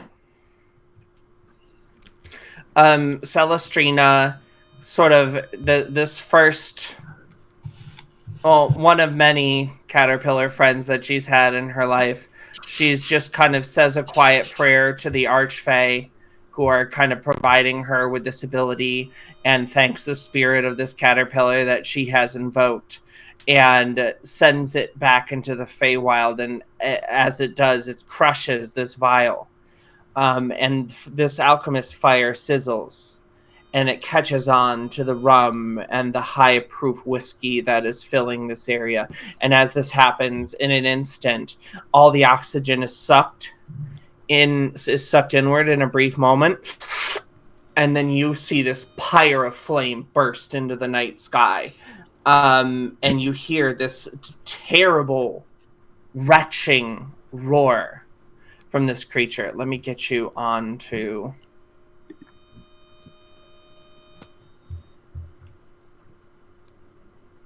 This has got to be hard for Odyssey. No, I mean, I feel like Odyssey's had it confirmed that this was a choice, that he understands that dragons are intelligent creatures, and this one has made a choice to be on the wrong side of history.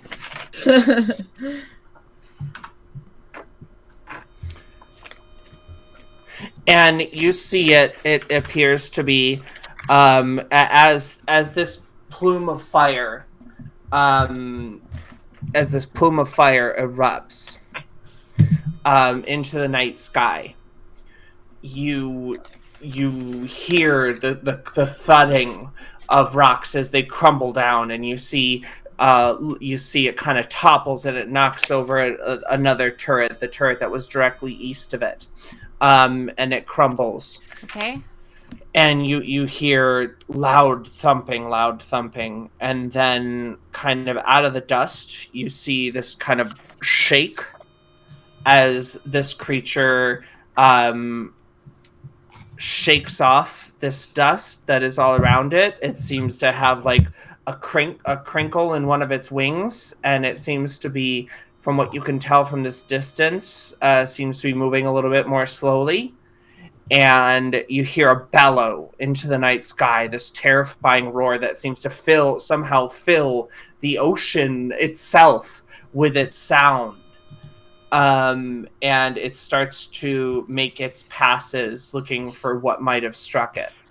Any responses to what just happened? Well, we're not really in, we're kind of exposed here. Mm-hmm. Yep. So maybe we just let's just go back inside. That dragon it'll be tough for it to fight us in there. I think we should just, in character, maybe we should find some shelter. I guess dragons are kind of resistant to explosions after all. Well, I'm not gonna say I told you so, but I made a pretty safe we go guess. to where the egg is. We could get the egg, and I don't know, maybe use it as a bargaining chip. No, we're not gonna do that. Odd wraps his arms around the egg. Okay, maybe that ought to go to the boat then. And so you see as this creature's okay, I'm confused. As this creature starts floating around, it's kind of is getting an idea for the waves and everything that's going on, and it picks out that there's a ship kind of departing or like in the area. And you see it, and unrelated. As it starts, you see it, it is starting to single in on you, and as you're looking at it, it clearly looks quite injured. Like you're seeing, like it has big gouges running through its skin. It seems to be dripping this thick emerald ichor, something you haven't seen since you saw the Emeraldkin dead on the Isle of Rilamunta, and it is starting to sweep down at you. But you will have a chance to set up on the ship however you want to. I'm a little worried. I'm worried that the dragon will just like make passes with some kind of breath weapon and give us 0 opportunities to actually fight it. Is that like, and that's sort of what I'm basing my decisions based on. But if we're gonna get to fight the dragon and like a fight, then that works. There's a readied actions that allow you to attack when something comes within range. Yes, is it gonna even come within range? Like, is kind of the question. Like, will it ever be close enough to hit with like even a freezing chill touch or whatever? Like, that's kind of, I don't know if this is. I am going to just say this. I don't think we've had a short rest since our last fight, or any kind of rest at all. No. And I have all of 2 first-level spell slots. I think I have 1. No, I have range. I think going inside might be a good idea. I think that might be. It's gonna have I a lot think to you work are- for. This is you are out. The terms of engagement are set. So you have a thoroughly hurt dragon getting ready to die, is diving at your ship. While it's like looking for us, I think that actually maybe I should see what the range is on that before I. Here's the thing. Odd is just going to start pulling out vials from his bag and handing them to party members. So I guess are we like 10 minutes away from from the harbor, or like 1 minute, or like 30 seconds away from the harbor? From getting back inside. Like how far out did we go? Maybe like 5 minutes out. Okay. That's a lot of ground. You're just getting you're getting up speed. Like, you've gotten out. You were able to get unmoored. You pulled up the anchor. Jenkins you were able to get some enchantment to get it out. So you're maybe a half mile out. So I'm saying that you have time to get ready for this thing that's coming at you. You are on open ocean. It's coming at you. I was thinking it's fine. Yeah, let's just get ready. Let's just do it. Let's healing potions, please. I'm at 5 health. You probably could have been using them while we were waiting if you're at 5 health. Like, we didn't have time for a short rest, but I think we have 1 more potion of greater healing, Kendall, that you can have. Okay, what do I roll for greater healing? I don't know, actually. I don't remember. All right, Google. 4d4 plus 4. Easy peasy. 2, 3, okay. 4. There's no 3, chance 2, that 4, I could. 3, 4. Tekokaro is like a giant. It's too big for me to disguise myself as Tekokaro. Yes. But I guess I could go back into Herbalar mode or something, but just to buy us time, basically. But I think if we just want to fight, we can just fight. I was just gonna ring its bell. I think that. All right.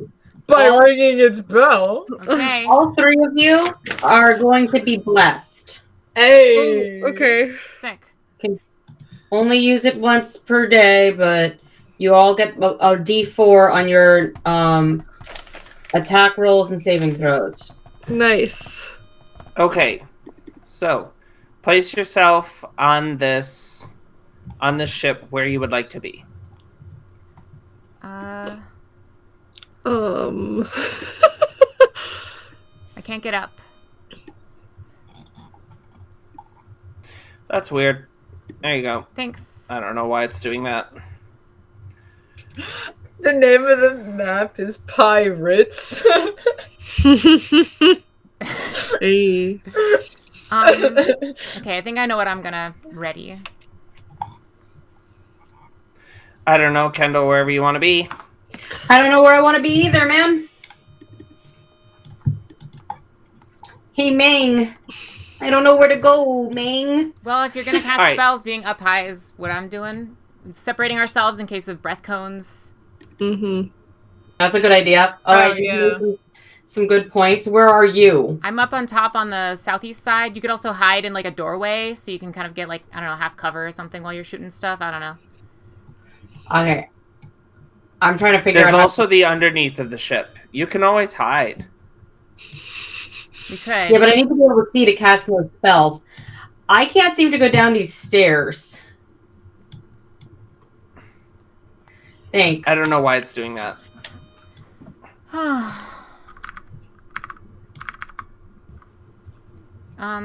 I don't know. I really don't know how many healing potions we have. If we have a spare regular healing potion, I'll use one. I think I was just gonna persevere. If you all slug right now, we'll call healing potions done. Okay. Because I think we've been very reckless about their use. So we all slug a healing potion right now. Kendall's already done theirs. If everybody slugs one, then that's it. Regular healing potion is 2d4. Can I go into the crow's nest? Yeah. 2d4 plus 2. Yes, 100%. You're up there. I definitely Oh. already had my regular healing potion. Can I still have one? I'm fine with not. I definitely used one If you've already used it, then I appreciate your honesty. Okay. Okay.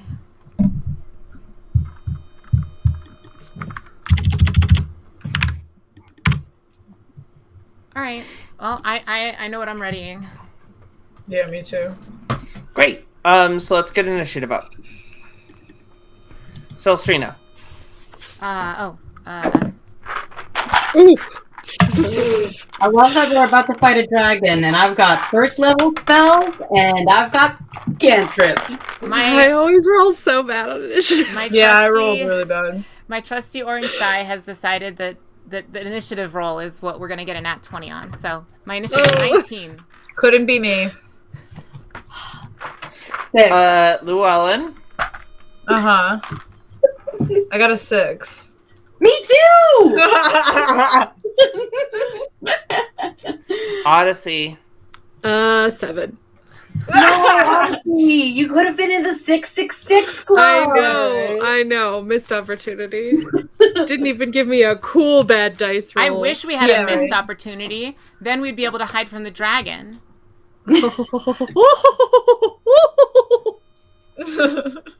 Oh, God. What? Delayed gratification. I just really like that it took Molly a while. Because I was thinking about the game Mist, and I was like, what is the meme here? Like, what's the joke? What is the meme here? But no, you're literally talking about Mist, like fog. Yeah. I was like, oh, God. All right. I'm also going to have my aura up, or my butterfly thing. But just I doubt it will be relevant. Okay. But just in case. You get that up. So this creature swinging down, well, it would actually be coming from this way, but you can see it now, right? There's no status effects on it. I don't see it because I'm over here, maybe. I also don't see it. Oh, yeah, I also don't see it. Our range is... Oh, I see it now. There it is. I see. Cool. So we will go through the round. Top of the order is Celstrina. Celstrina is holding an action. Everybody is holding an action. And so it will move to attack the center of the ship where the Llewellyn stands. Let's get those attacks of opportunity off. What are we doing? So starting with Celstrina. My ready action is to cast command. So make a wisdom save. Yeah.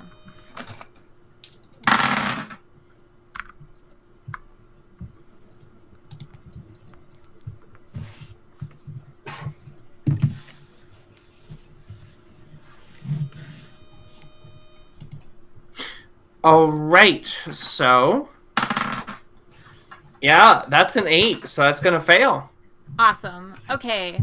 My command is dive. I think that could be effective. I don't know if it would destroy the ship if it dove right into the ship. Maybe like crash. Is crash one I can pick? Crash right itself. Oh, you can't. Grovel. What is the effect you're trying to go for? Okay. Assuming that I think that if it dove deeply into the water, that would just be fine for it. Probably. Or is that like bad for like an injured? Okay, yeah. So we're not gonna do that. I just want it to be on the ground, on the like deck of the ship, like in a heap or whatever, instead of doing its turn. I just want it to crash. So you could say like grovel. Yeah. Well, yeah. So. Well, but you know, you can pick your own words for command. I will use the effect of grovel or the effect of grovel while it's over the ship, but I'm gonna say the word crash because I think that's cooler.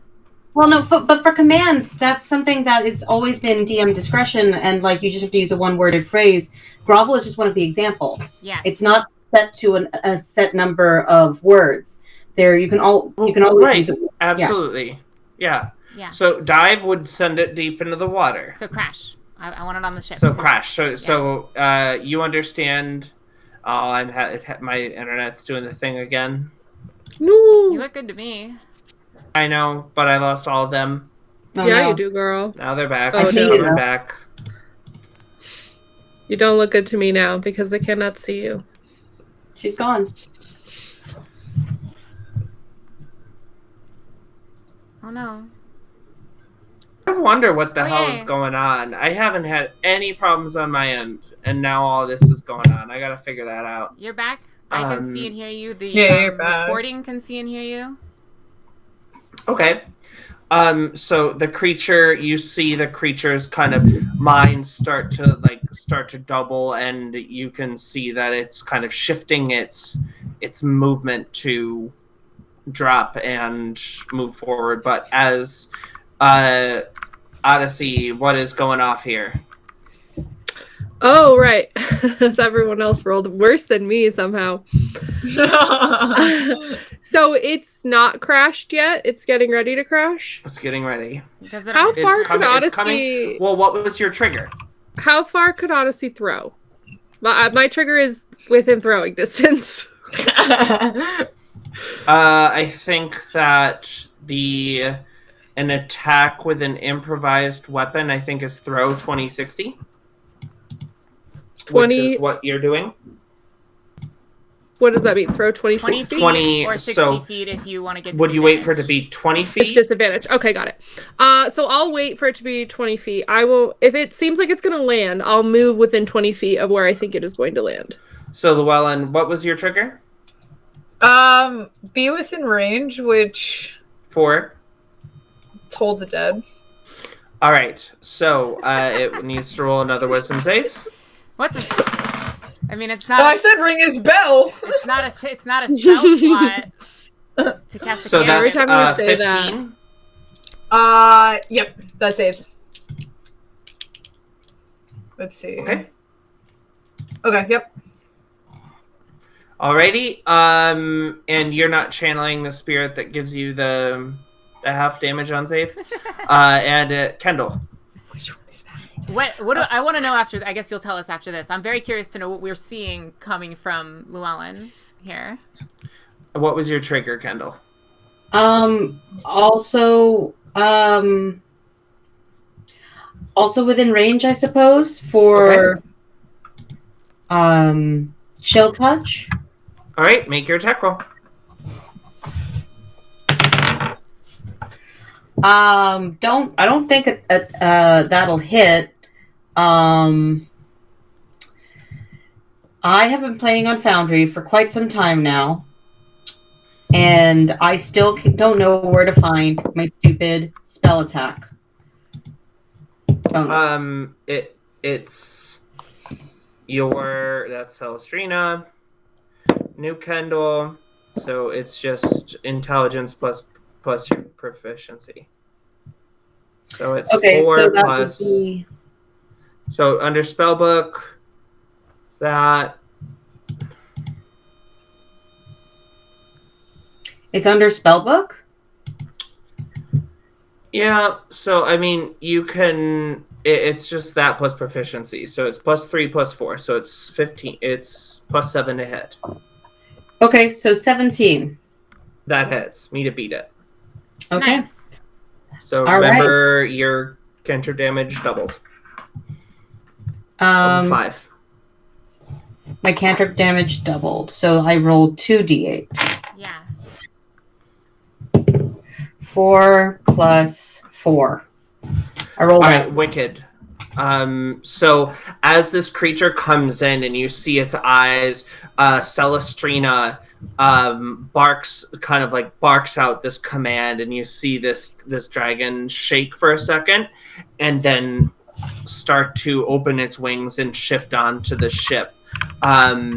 You see Odyssey. Odyssey didn't do his thing yet. Kendall reaches out and draws up from the depths of the ocean a handful of this obsidian dust and rakes across this dragon skin, digging into the wounds that were already open and opening just a few more. As Llewellyn, what does this look like for the first time? Oh man. That's an interesting question. I always associate the spell with the sound of like church bells. But it's Llewellyn flavored. Yeah. Oh, that's so interesting. I haven't thought too much into this. I didn't think I'd get this far. Mood. Proper Llewellyn response too. Man, that is really interesting. I'm not quite sure. Okay, so here's what I'm gonna do. I have an idea. Can I give you an idea? Yeah. So you do boxing rings and stuff, right? Mm-hmm. Ding ding ding. Oh yeah. That's what I wanted to say, but I didn't want to give it. I didn't want to feed you that. But yeah, that's so good. So you hear it just kind of like, you see Llewellyn just kind of out of instinct looks up, and you just hear like you crack your knuckles for just a second, and you hear in your head this pulsing this wave of sonic energy come out of you and start to wrap around the creature, and you see it shake it off. As this creature comes down to land, a vial is hucked through the air at it. And Odyssey, make your attack roll. Attack roll with 1d4 from Bless. With 1d4 from Bless. Mm-hmm. Okay. Plus 1d4. All right. And for throwing something, what is it? Dex? Strength. Or strength. I can pick? Depends on the weapon. No, it has to It's always strength unless it's a finesse weapon. Yeah, so it'll be strength. Okay, that's worse. Oh. Okay. But plus my proficiency modifier, right? Oh, I guess if it's improvised, I don't know what you're throwing. I don't think so.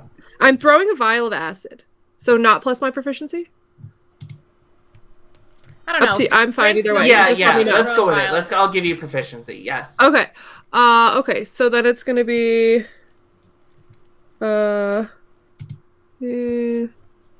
18. That'll hit. Yep. Okay, nice. Great. So I threw a vial of acid. I don't know how that will work. I was aiming for the wound. Coats it in acid, and it deals 2d. This weapon arcs through the air. So first attack with an improvised weapon, I believe, is 2d4. Okay. That's going to be just straight 2d4? Let me double check. I don't know if it's... Object that bears no resemblance to a weapon deals 1d4 damage. So you roll 1d4 for the jar. 1d4, okay. 3. All right, so this cracks into, as the jar cracks against one of the scales, the scale kind of cracks underneath the huck that you have put behind it, and then acid, I believe, is 2d6. Okay. Let me double check. Items. Acid. Yeah, it's 2d6. Yep, and so you see this acid splashes across it, and roll me that 2d6.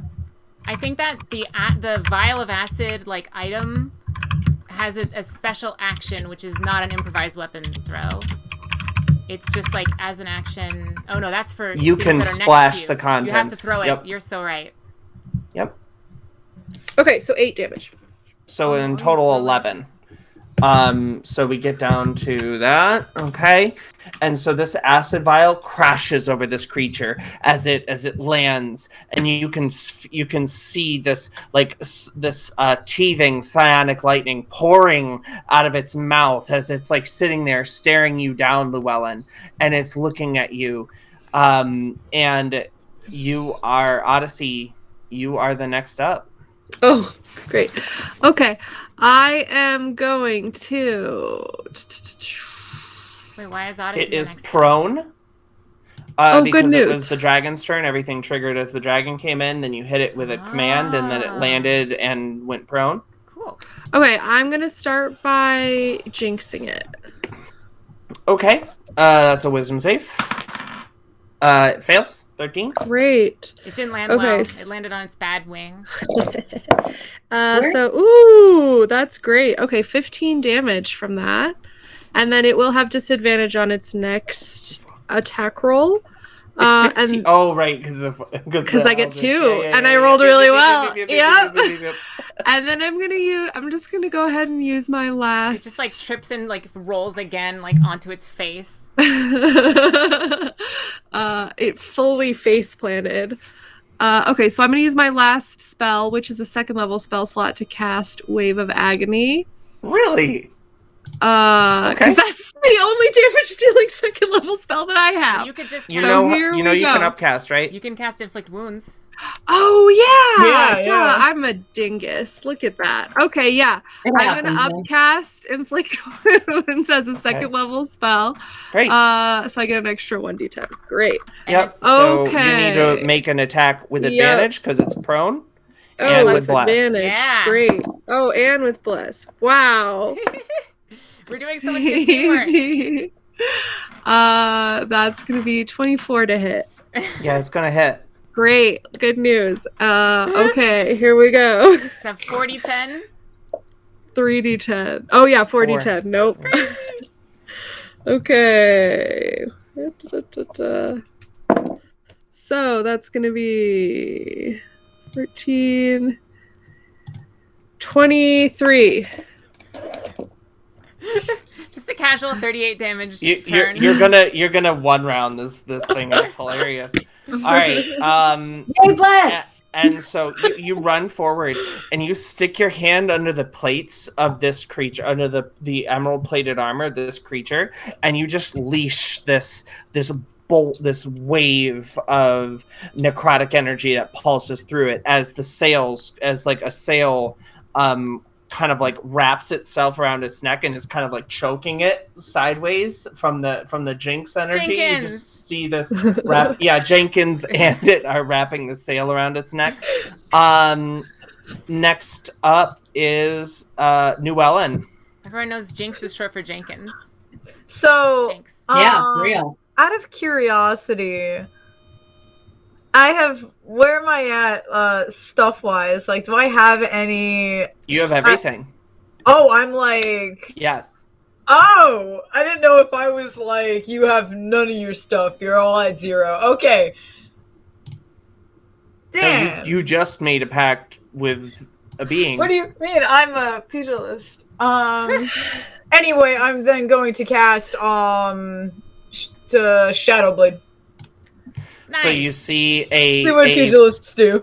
You see a small weave of shadow energy bust out of break out of Llewellyn's hand and wraps around his fist like a second set of knuckles. And he squares up to this creature, one set with the never bloodied knuckles, another set wrapped and wreathed in shadow. All right. Cool. And then is the dragon like on the boat in Foundry? Or like, can I be down? I can't see through the stairs. I can't see past the mast. If the dragon's there, I've been doing theater of the mind. All right, now we're doing great. People at home can see everything. I'm also Yay! supposed to be next to it. Sorry. Doop. Okay. Thank you. So Llewellyn, you draw these shadows. And now, since that was my bonus action, I'll attack with my action. All right. You do that thing. Let's see. Oh. With advantage also. Oh. And bless. Woo! Things are so much better. We love that. Let's always. Oh wow, that is still an awful roll. Right. Yeah, Look, we're the bless not is keeping cool. those dice. I do just want to say that we all have advantage because of my command making it fall prone. So You're a great player, That's true. Adora. That's true. You're winning. You did it. We're all working together. You're winning D&D. A game that is possible to win. And it's normal to The watch. game that is impossible to win. Sorry, I'm using the online sheet, so I'm like learning where everything is now. Yeah. Okay, what do you need That's to know? gonna be. Let's see. So Oh it's my god, my math just like +6 crawled to a hit. little bit. Let's see. There it is. 15. Well, miss. Hold that, And you hold rolled that, the hold that calculator. Wow. You rolled your bless? The bless. I knew I was still getting something along the lines here. That's gonna be. Let's see. Now a +2, so that's not gonna be 17. That will hit. Yay! We barely made it. And so as these shadows cackle into existence around his hand, as he draws it out from around him, you are doing 3rd level Shadow Blade damage, so make sure that you're upcasting it correctly. Yes. Let's see, that'll... Did I really... Oh, there we go. So it should be See, 3d8. upcasting it should increase to... Yeah, 3d8. I'm 1d8 short, which I can fix in a moment, but for now.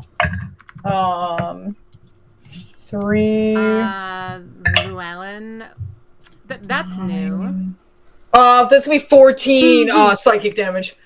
14 on the dice, and then plus strength is 3. Yep. 17. Yep. And so this, as the shadow wraps around his knuckles, and just with the force of 1,000 gods, you just see him like crack this dragon's skull right down the middle, as it sort of tears into this dragon's flesh. Next up is Kendall. You're staring down from the crow's nest as your friend seems to have drawn the darkness itself around him and crack the skull of this creature. It's hanging on by its final breath. What do you do?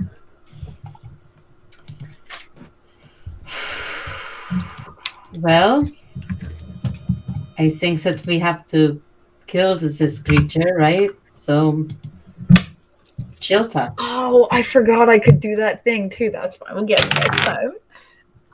We'll get him next time. We'll get him next time. I do not believe that the chill touch attack hits, as it was a 15. And also maybe it Does would not. be disadvantage because it's prone. Yep. So Celestrina, kind of from your perch, you see this hand of sand crash around the dragon as you hop down from your highest point on the ship, or your second highest point on the ship. You slide down the railing, and what do? I slide down the railing dramatically, do a roll on the deck, and run up and green flame blade to finish the dragon off, hopefully. Love that. All right, make your attack. All right, I hit. That's good. That's, yep, yeah. So it's just love 1d8 that. bonus plus my normal damage. So that's 2d8 plus strength. Where's my d8? You literally can't roll low enough to not kill this. Okay, then that's it. I dramatically green flame How do you blade do it? it? Well, How do you go? I this target creature is the like same- seething. the same spot that just got sliced by the shadow blade. I like see the opening, and I like take my sword with the ruby on it, and it like catches fire in a red-green swirl, and stab it into the skull where the hole is, and deeper into the brain. And so this creature, you feel the flame pour out of Celestrina. You see this tremendous torrent of butterflies pouring from around her. This cloak of shadow that wreathes her pours into this flame as it courses down into the skull of this creature, and you hear it bellows in pain. But Celestrina has it pinned into the deck, and it burns and it burns and it burns. Pinned like a butterfly. And Kendall and Llewellyn, Kendall, you see something that you've never seen before, but you're sort of aware of. And the soul, you don't feel sand passing through your fingers as the soul slips by, like you would when you do a normal kill. It just you just kind of feel a cold rushing towards another location. Can I cast Discern Hauntings? Sure, tell me what that does. For the duration, you open your senses to the restless dead within 60 feet of you. Within that area, you know if and where there are undead. You can see invisible undead, and you can see undead in the ethereal plane. In addition, you can understand and be understood by any undead that know at least one language. You can choose an undead within 60 feet that is either invisible or on the ethereal plane immediately. You can use the action. Yeah, it seems like that's missing a word or two there. Yeah. So you're able to kind of communicate. You're able to communicate with undead and see undead in the ethereal plane. Oh, so the action is basically to make them visible.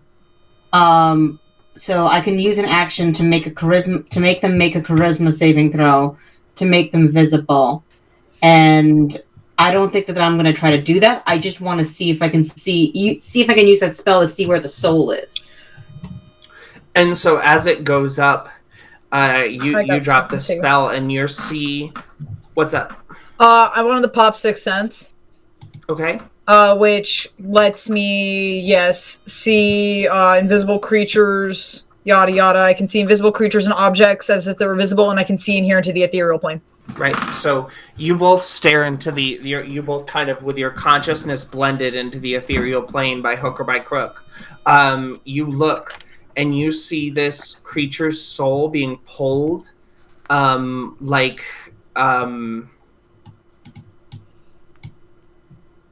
at a kind of like you see the magic kind of being pulled and separated from its being at this alarming speed. But it doesn't have that sand feel. It doesn't feel like there's like a spirit moving into the next realm.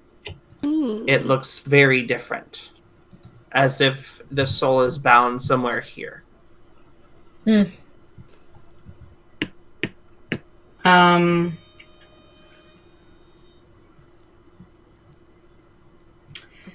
I am going to try to... Can I use my dream sculpting spellcraft table to roll my d8 and see if one of those would be helpful? Sure. As you will see, the creature will turn to Llewellyn, and you will hear in this kind of hissing tongue that you're not sure why you understand it. You will hear, "So, you've joined us." Kendall hears that. No. So it'll be just Llewellyn. "So you've joined us." Just Llewellyn. Oh, so That actually helps, that clarification. Yeah. Okay. so that's not Just Yeah. a ghost is talking to you for the first time in your life. He goes, yeah, and then you're right. Yeah, he's just like, yeah, and then it's like ... Then it's like that. Like, oh, wait a minute, that is a thing that just happened. Yeah. I also took to the vision willingly. Together, you and I, us and Hirsha, and my brother, we will all walk together. We will claim this world as our own. The future is bright for us. To clarify, Molly, this isn't something that the soul is just saying, because if the soul is just saying, I should be able to understand them from Discern Haunting. Do you speak Abyssal? It literally says, I can understand and be understood by any undead that knows at least one language. I don't know if this counts as that, or if we're bending the language. I'm going to bend the rules around it. Okay. It makes sense because all it means is that you can talk to them. It doesn't mean that they have to speak in language. You always understand what they say. So that's fine. This is what you can hear them talking. You just don't know what they're saying. This is what's being put out to you. Yeah, he just looks. It's funny because it's the expression. It looks like he just saw a ghost. Yeah, he's definitely frazzled. Yeah. Just very like, like this close to crisis, Is he like speaking into like thin air? Yeah, you're not. Well, I mean, he said two things, but to no one. Okay, cool. Yeah, he's saying words to no one. But then I'll start reacting to him saying words to no one. And then you'll hear,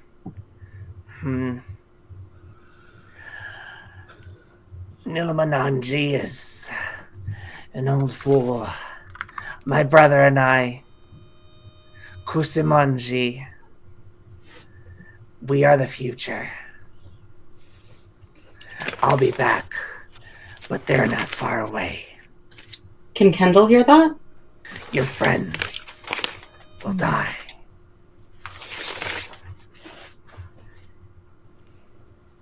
And we will rule together through the vision.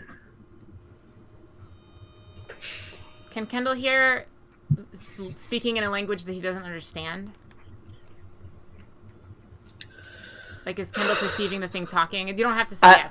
I'm gonna... basically, what I'm doing here is this is just gonna be a link between the two characters. Cool. Okay, can I just ask what Kendall is seeing? So you're seeing kind of the wispy form, like you're seeing this wispy form of this dragon being pulled in a direction, but it seems to be wrestling itself to like establish this link with Llewellyn, and it seems to be talking with Llewellyn. But it's more and more, it's not able to like keep itself there. It sort of is like you see, like slowly, like little bits of the ethereal realm are being pulled away. Okay.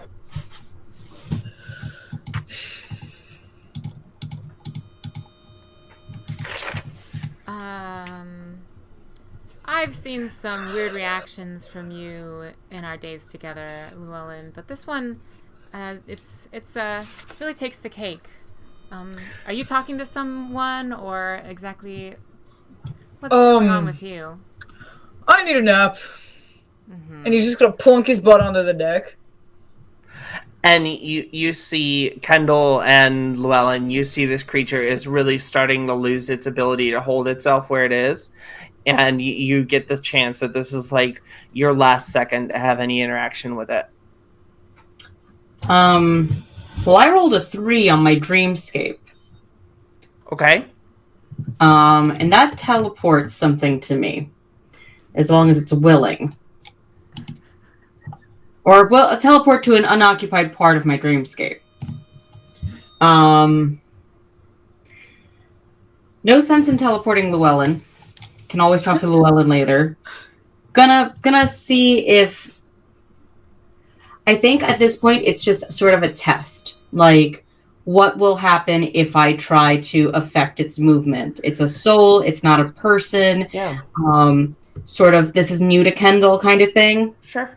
So you're able to tug like a portion of the soul over. You like, as it's starting to like slip away, you're able to like center like another bit of it here and there.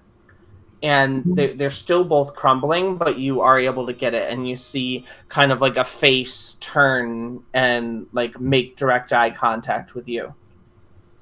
and it's this kind of a younger version of the Drake that is dead in front of you, kind of staring down at you. Why did you choose this? Why?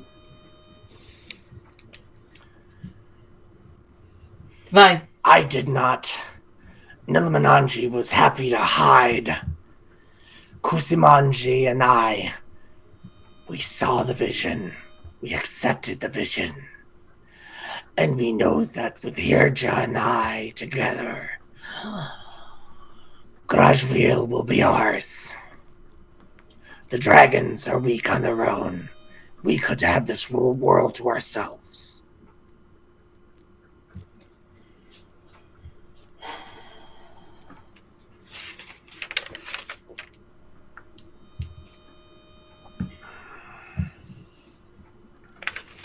You would upset the natural order of life and death for simple greed? It is not my order. I care not for it. The gods, the Jinn. The vision is above all. What vision is this? And you'll be shown a kind of a vision quickly of a drake, of like a much younger, kind of like a wormling, flying out and getting tired over the ocean, and then plunging into it.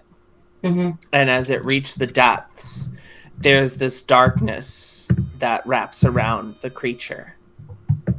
And you see, the next thing that you see is the creature kind of rising back to the top, and he says, "The vision is salvation. It's freedom from systems I didn't make." But you're dead. You are not free. You're being pulled back to something.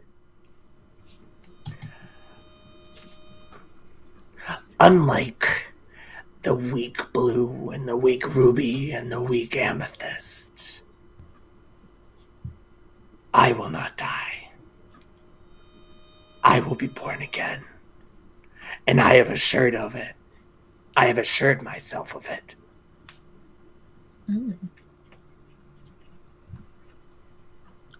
How? Come to Tir Arged. Maybe you'll find out.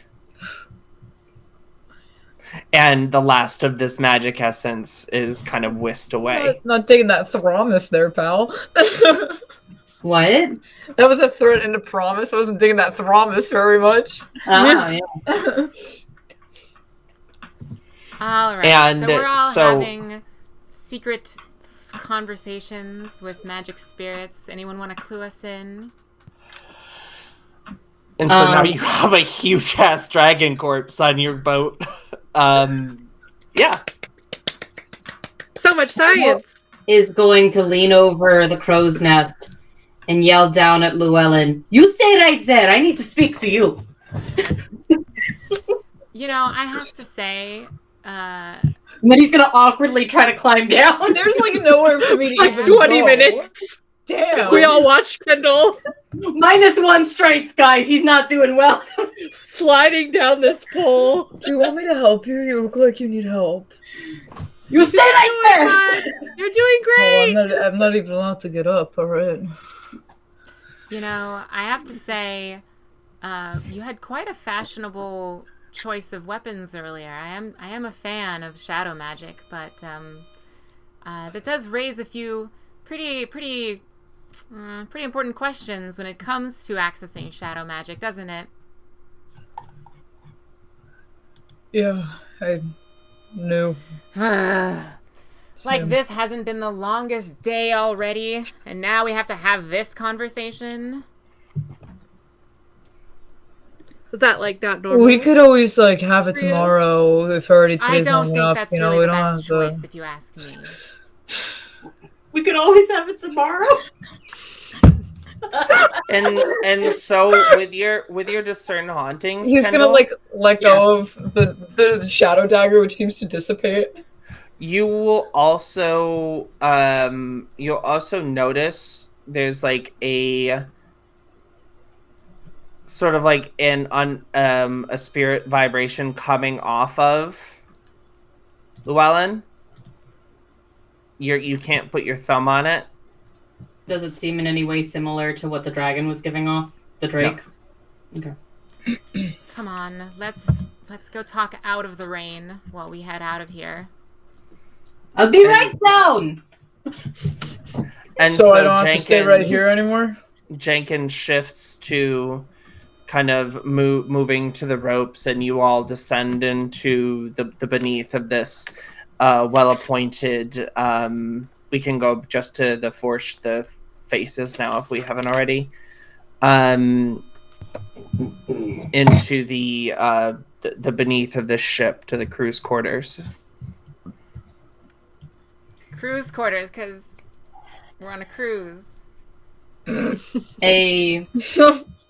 So Kendall is going to, as soon as he gets down and makes and sees that everybody's making their way down, he's going to follow everybody down, but he's going straight to Llewellyn. Yeah, so I don't want to like ruin if there's supposed to be like a longer kind of deception situation here on what exactly happened, but I feel like again with Celestina's like, you know, in-depth knowledge of deals with eldritch beings, I feel like I'd have some serious suspicions here. Given that when we were all saying about how we didn't take the deal, you were just silent, and you know we just brushed it off because whatever, I trust you. But anyway, but let me know if that's like less fun because I don't know. I'm clearly incapable of determining what she would actually think because I know out of game what happened. So Kendall is going to go up to Llewellyn and go, why was it talking to you first? And why couldn't I understand it? I don't know why you couldn't understand it. I don't know how these things work. Okay. Kendall's going to turn to the other two and noodles what just happened, what from his perspective. Like, it talked to this one, then it talked to me. These are the things it said. Yeah. Isabel doesn't have an incredibly great short-term memory, so we're gonna just say noodles. Yeah, no, noodles is the way, man. Maud has questions upon hearing this information. Kendall, did you see where the soul was being pulled back to? Directionally, could you tell? I mean, I was able to see that. Where was points in the direction that he saw? South. Which I don't know what it was, but south. Like, was that where we just came from, or a different direction? Where was the island we just were? It was not dead south. Because guess what's in the south is Tir Argid. Yeah. Well, I wanted to know if it was maybe going back to the control circle, or if it had another like home base that it was getting pulled back to. Okay, cool. like Not towards the island. Okay.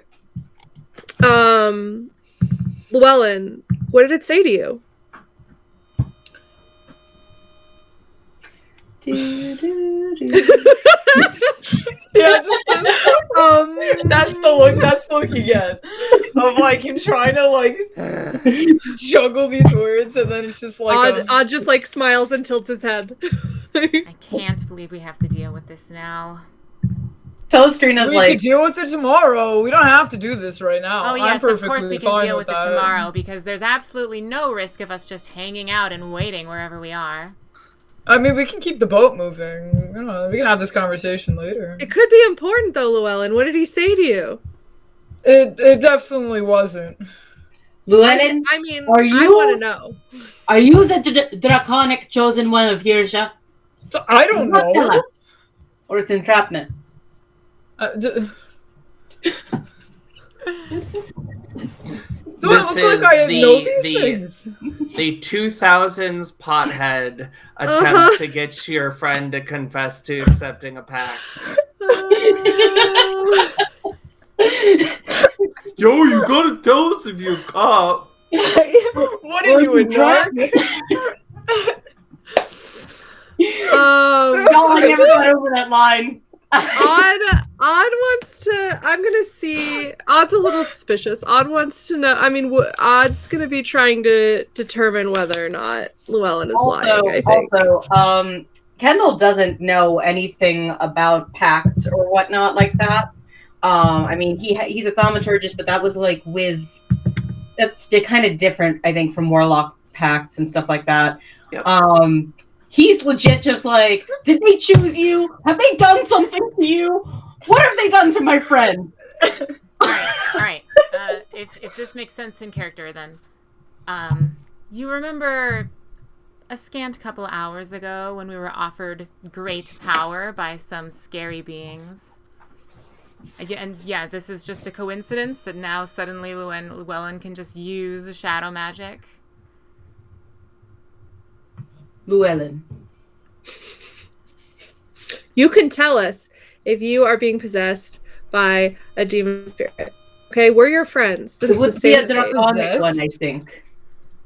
If the mother of giants, if I was possessed, would I not be me right now? If the mother of giants has reached out and touched you, you can let us know. Where did the mother of giants touch? Oh no! I know. No! When she touched her, I was like, "Oh, come on!" Did you try to Oh, why did we have to make it weird? You know it. I make everything weird. Okay, yeah. So I feel like we'd be able to put together. I want to know. I feel like you don't even try and lie to us, Llewellyn. You're just like, Well, no, he's very much like, everything is just like, I don't know what's going on. She didn't, like, touch me. It's... Okay, just, like, deflect. Yes, I was about to say, technically they're not the truth, but they're also nothing helpful in this situation. Okay.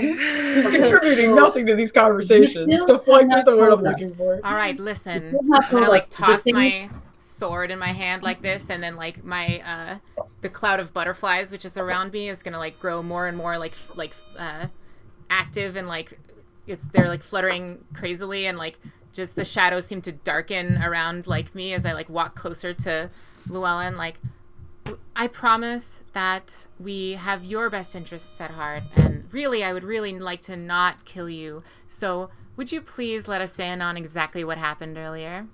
And I want to I feel like we've had this exact conversation before, and you remember how it went last time. Threatening me gets you nowhere. I'm gonna lean over to Kendall and be like, I get advantage on intimidating when I have my cloud and up. So do I when I have my knuckles. I'm saying this out of character. Quickly. Yeah.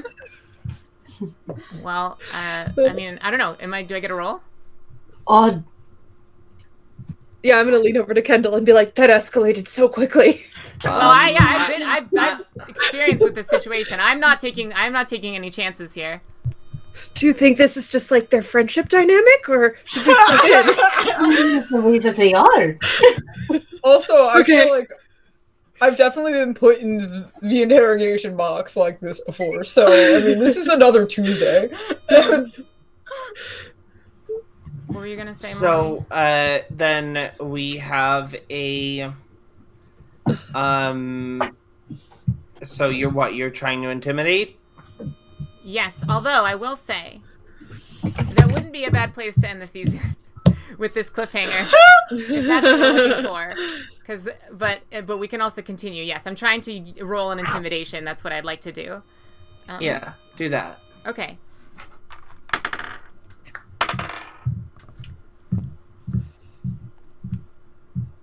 Um, 18. Okay. Roll me a d20, Llewellyn. This is gonna be that time that I'd like to use the cards. Ooh. Coming to the end of the session, I rolled because God forbid I rolled with a 10 this session, apparently. What number? Between what again? 1 and 5. Oh, let's go with 4. Yeah.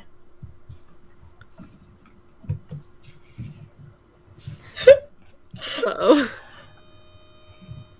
Is that the Ace of Hearts? That's such a... What does that mean? That's a nat 20. Ooh. Okay. So my response you see him like you this swirl of darkness floods around. Okay.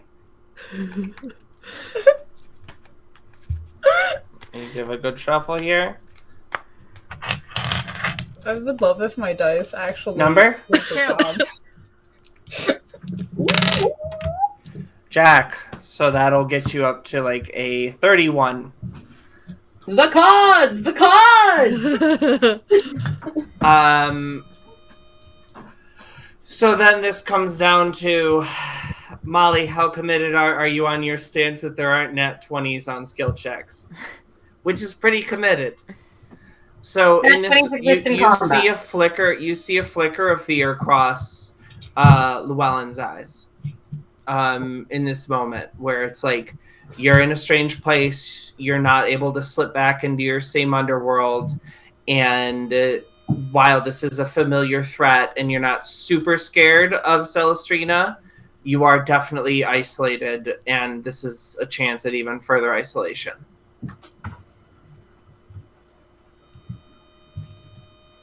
So, however, that would change your character's actions. I would encourage that. Mm-hmm.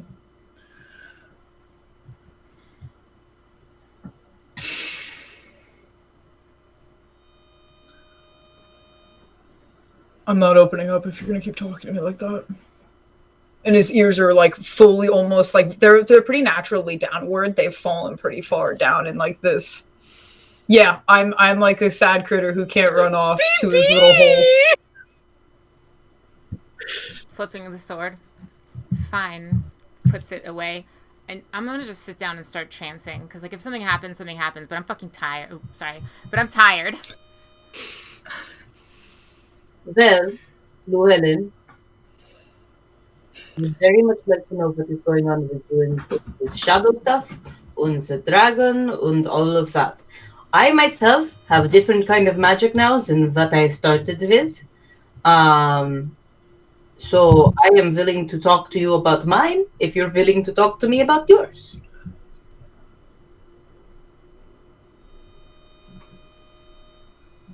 Am I allowed to start small? What? Am I allowed to start small? Do I really have to... all of this right away? Is it a lot to process? Okay. Are we in danger from you? I don't know.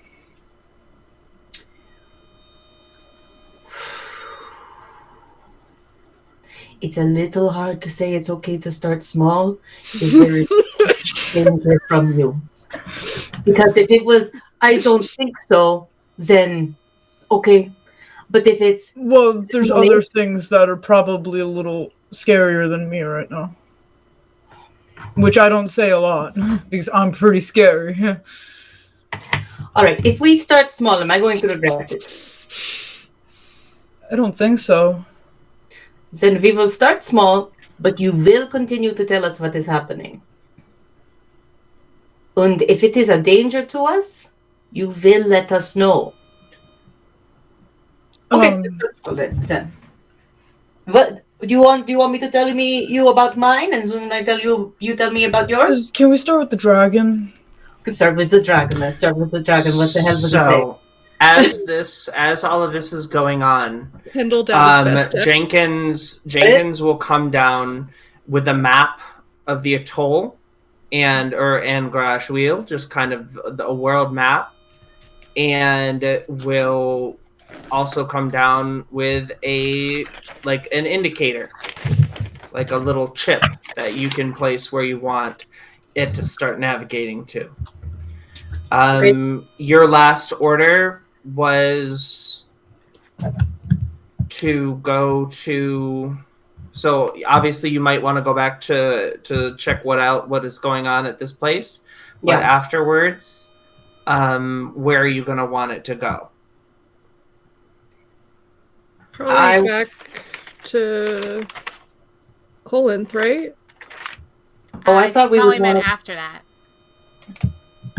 After we check back in with the mergoblins who were distracting the dragon. After that, I mean, I think that probably we would...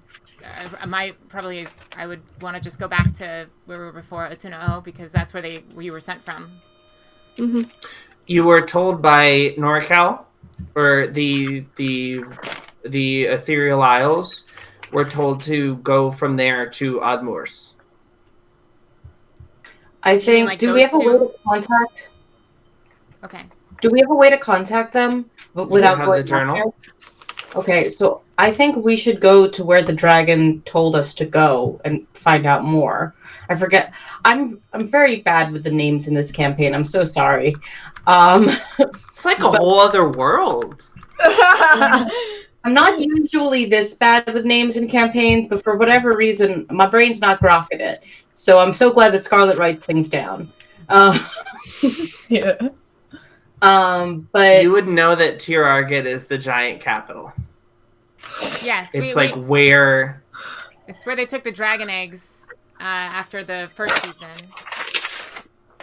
Well, I think that we would want to go back to check on the mergoblins, and we would probably want to send a message in the journal saying that we were advised that everything that we need to know about what's going on seems to be happening in the giant capital, and that we await instruction, because I know originally we were told to go to a certain place, but if this is where things are happening, what would you like us to do? Because we do have superiors, and I don't want to just go AWOL.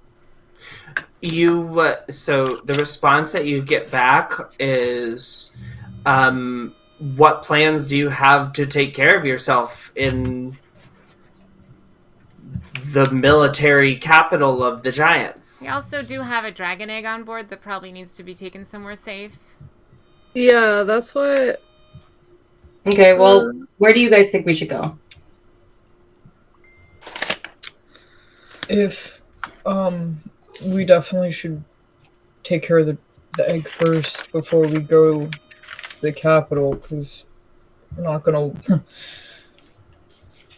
If we go to the capital, I mean...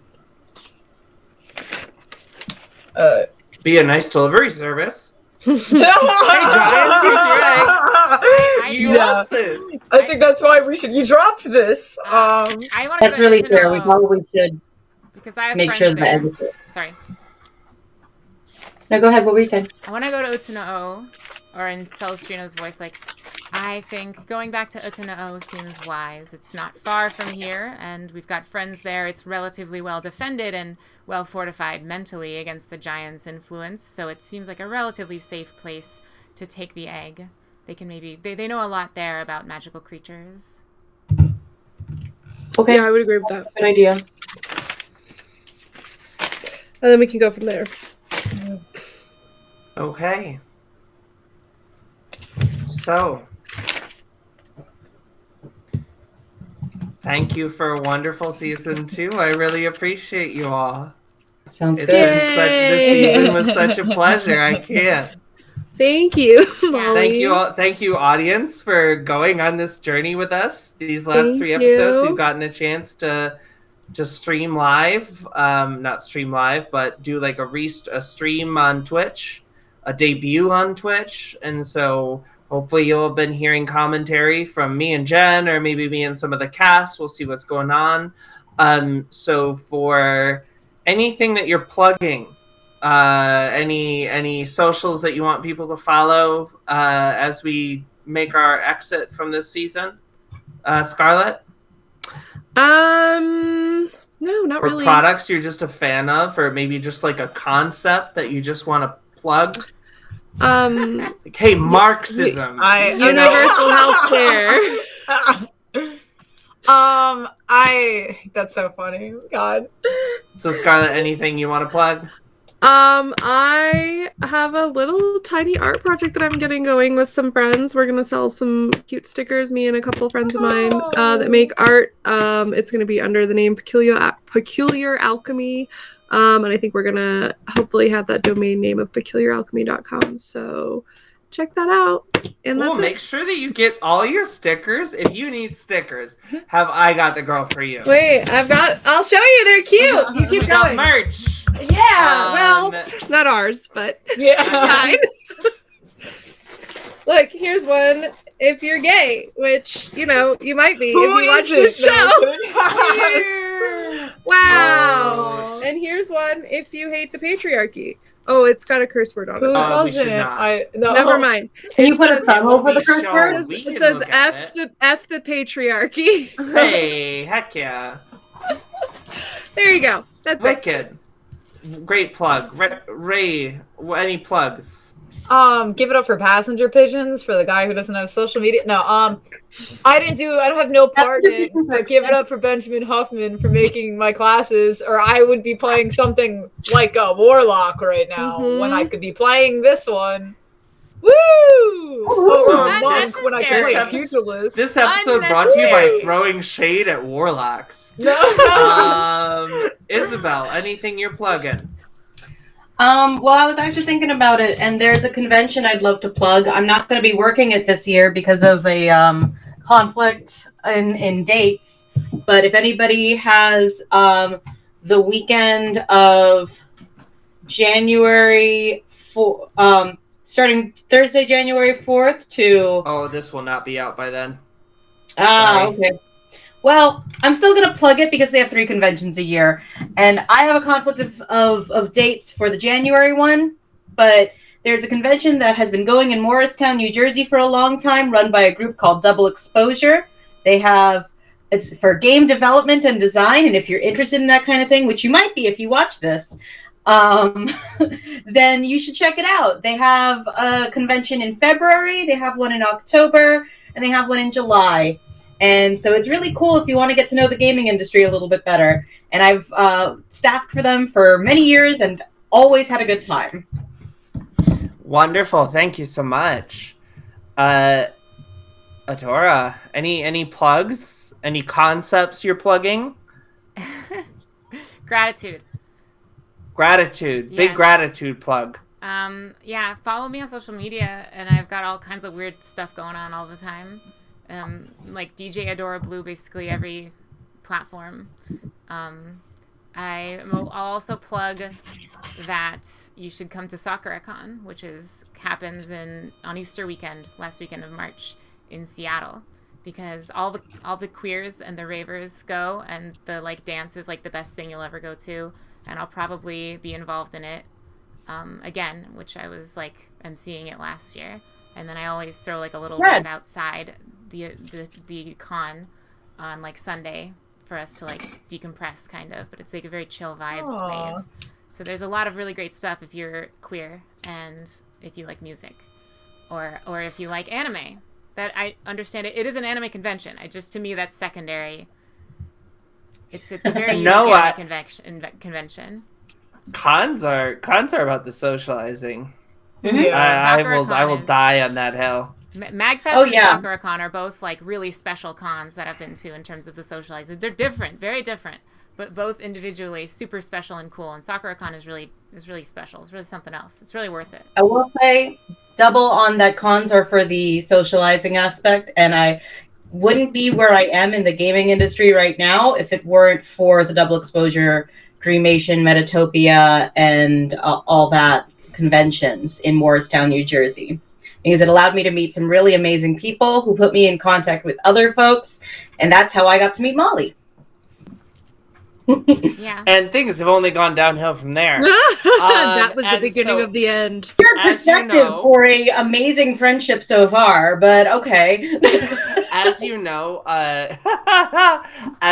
as I screamed about earlier, I go by the handle Molly Hits Different. You can always find me at mollyhitsdifferent.com. Please make sure you follow Concord socials. We are on Instagram, the Concord TT. Make sure that you're following Twitch, everything for All on the Table RPGs. Wonderful network. I'm going to be doing an interview show with a trans TTRPG creator coming up just after this airs on Twitch. So make sure you stay tuned next week for that. We're really excited to have them on, Jacqueline Prince, and the game is Crucible of Ether. Very excited to see this. I've never played a simulationist game before, so it'll be really interesting to kind of look at Monster of the Week and D&D and just be like, you know what I want? More! Because I actually am kind of a numbers girly, so I'm excited to explore what more is going to look like. And Jackie is really excited. Jacqueline's really excited, so really excited to do that interview and one shot.